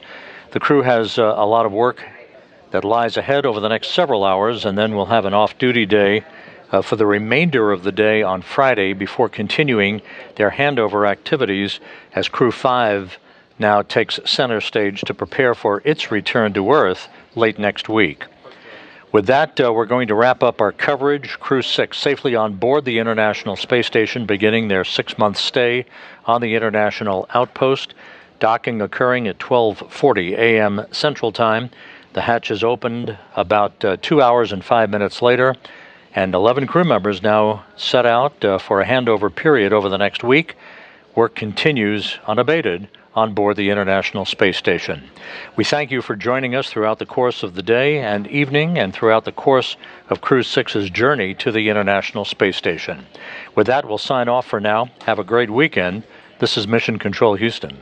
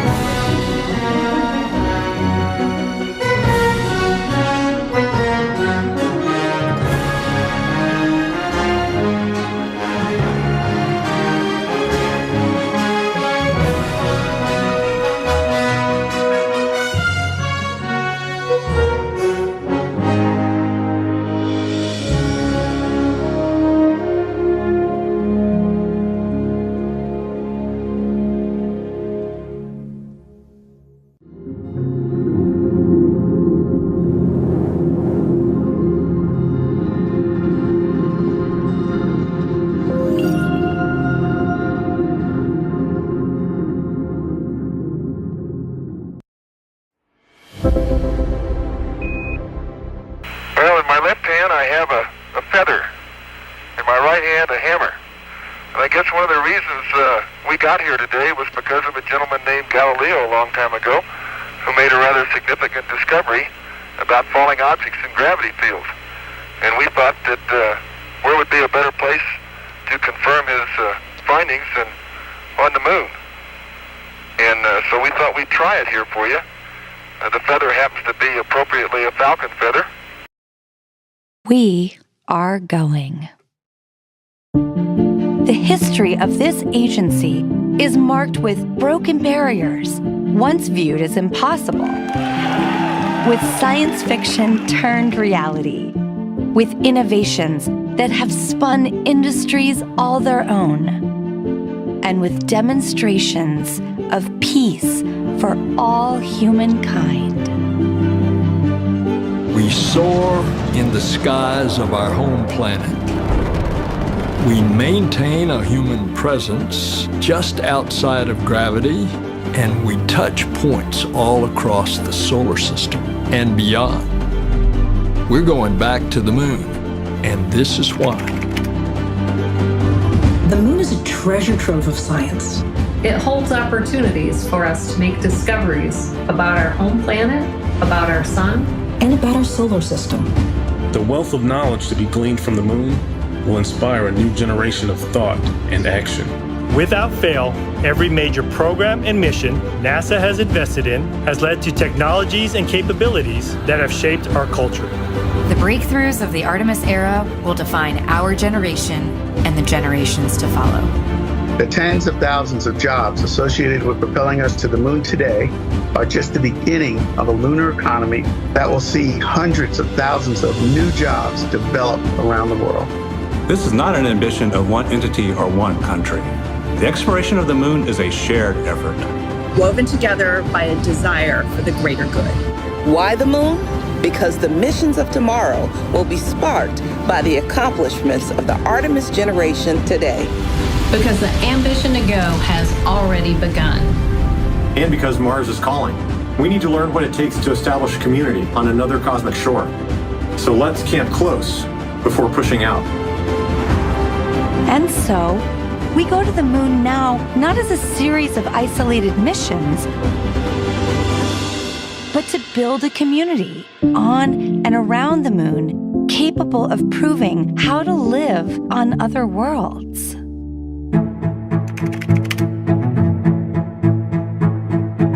We'll use the lessons from more than 50 years of peaceful exploration to send a new generation to the lunar surface to stay. We will anchor our efforts on the lunar South Pole to establish the Artemis Base Camp, positioning us for long-term science and exploration of the lunar surface. We will prove what it takes to assemble a complex ship in deep space. We will perfect descending down to and returning from a distant surface. We will learn how humans can survive and thrive in a partial gravity environment. With improved spacesuit designs, mobile habitats, and with reconnaissance robots pre-positioning and relocating supplies. We will learn how to utilize the resources we find on these other worlds, starting with finding water ice and purifying it to drinkable water. And refining that into hydrogen for fuel and oxygen to breathe. We will establish fission power plants on the surface of the moon, capable of supporting a growing community of efforts. And we will expand the logistics supply chain to enable commercial and international partners to resupply and refuel deep space outposts. None of this is simple or easy, but nothing in our history ever has been. The Eagle has landed. You got a bunch of guys about to turn blue. We're breathing again. Thanks a lot. This kind of continuous lunar presence is a natural extension of all that we've learned in low Earth orbit. And what we will accomplish there will ensure the monumental missions to Mars are within reach. As we ready the launch of the first Artemis mission, and as commercial companies ready their lunar landers for the first private payload deliveries, we have already begun to take the next step.